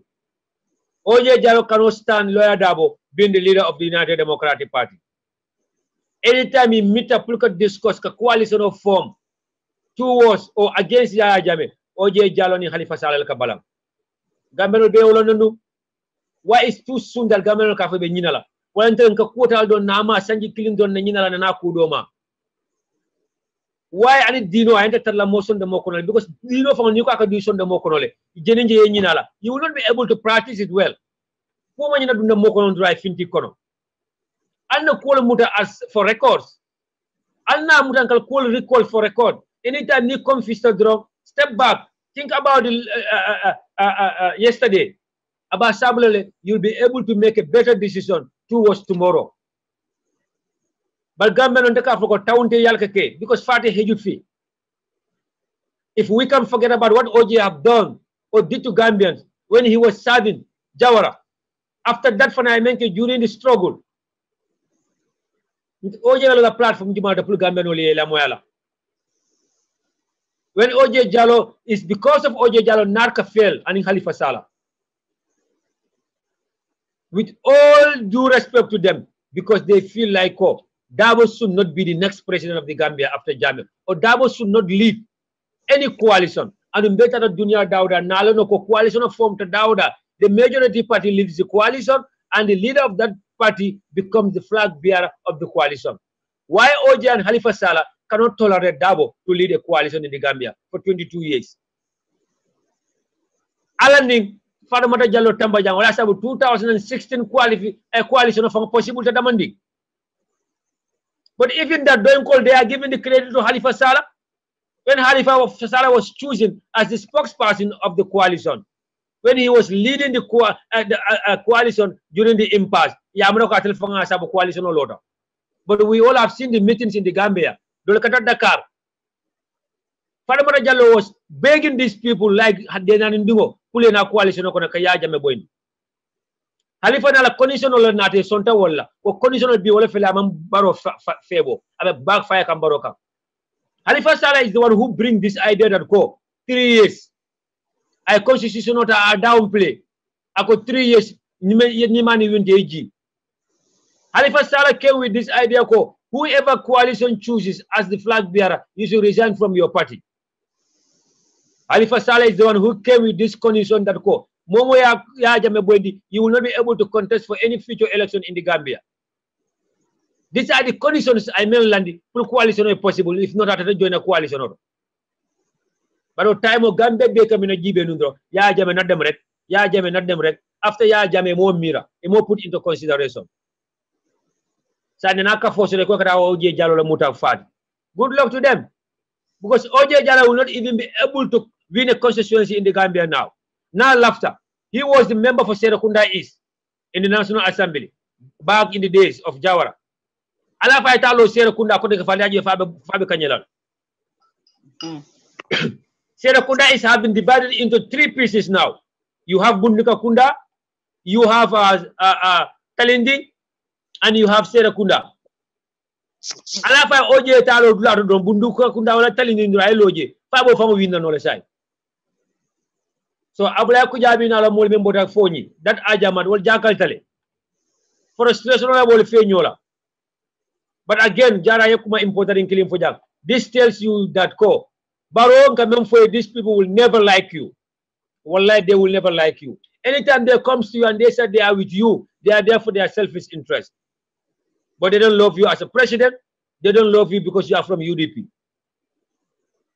But Baro was not listening. O time of Fanaka Baro Muta Munetiko, Mole na ita lafta Molala. You can fire ko ita the incumbent. You can never tombone to lead UDP, you are not a temporary leader. That's what Fabu Sane told me. They choose Baro to be there as a permanent leader, not a temporary leader. Afangla dai la nyim fonye. Na so afo da men frambe je fola jan. Min mun ak sedo de bilaba fola mbol fola to fola jan. Ibon nan kotenke ikatani aja mad kilometer Baro no State House. Ye Baro condition atara fonya mitino ke jako reconciliation when justice has not yet been served. I could the phone in kola. Pulkawal nehal. When justice has not been served, when the victims are still lying on their sick bed, when the victims are still crying for help, for medical bills. But I could the packet of the phone in kola reconciliation. With the help of the first lady, you could the packet of Skalaya, Sambaya, Jajusila Musula Injara, you could reconciliation. When today, Jukuna is in Dakar with the help of her family, Walebe Kodoka Fuka Nyoma Kadema. Fobaro Mobe Kalamutaba. Nogonjai needs help. She needs to be treated. Sukaida Haba is still suffering from that gas that they sprayed on her. Akumbalo Bebo Talaka Dimile. TRC members Mola Hanebe Kumola TRC. Ele condition kata men de wala musirif ke jara men fa fembuke dimi for many years far or many a kenyol far many a dual farm alpha many a boote bi wala be baro ma sakunda de ba saf ka be dunka official ko de be findila ila fala mo who do you know who I am? Wonder shall never end, but alma ala ndema because sometimes governments are asking themselves namuneka alala. Why do we have to go through this after 22 years? Now, Sister Menkata Fadu Dabo has no hate for anybody. He fight for all governments to make sure justice prevails. The hate is just because he is a Mandinka. And I will say it again and again. I'm not a tribalist, but we'll say it as it is. Wallahi, Sister Fadu Dabo, they just hate him because he's a Mandinka. They just hate him because he's leading the UDP. And the UDP minister they hate them because the UDP minister. Why all this fight? Because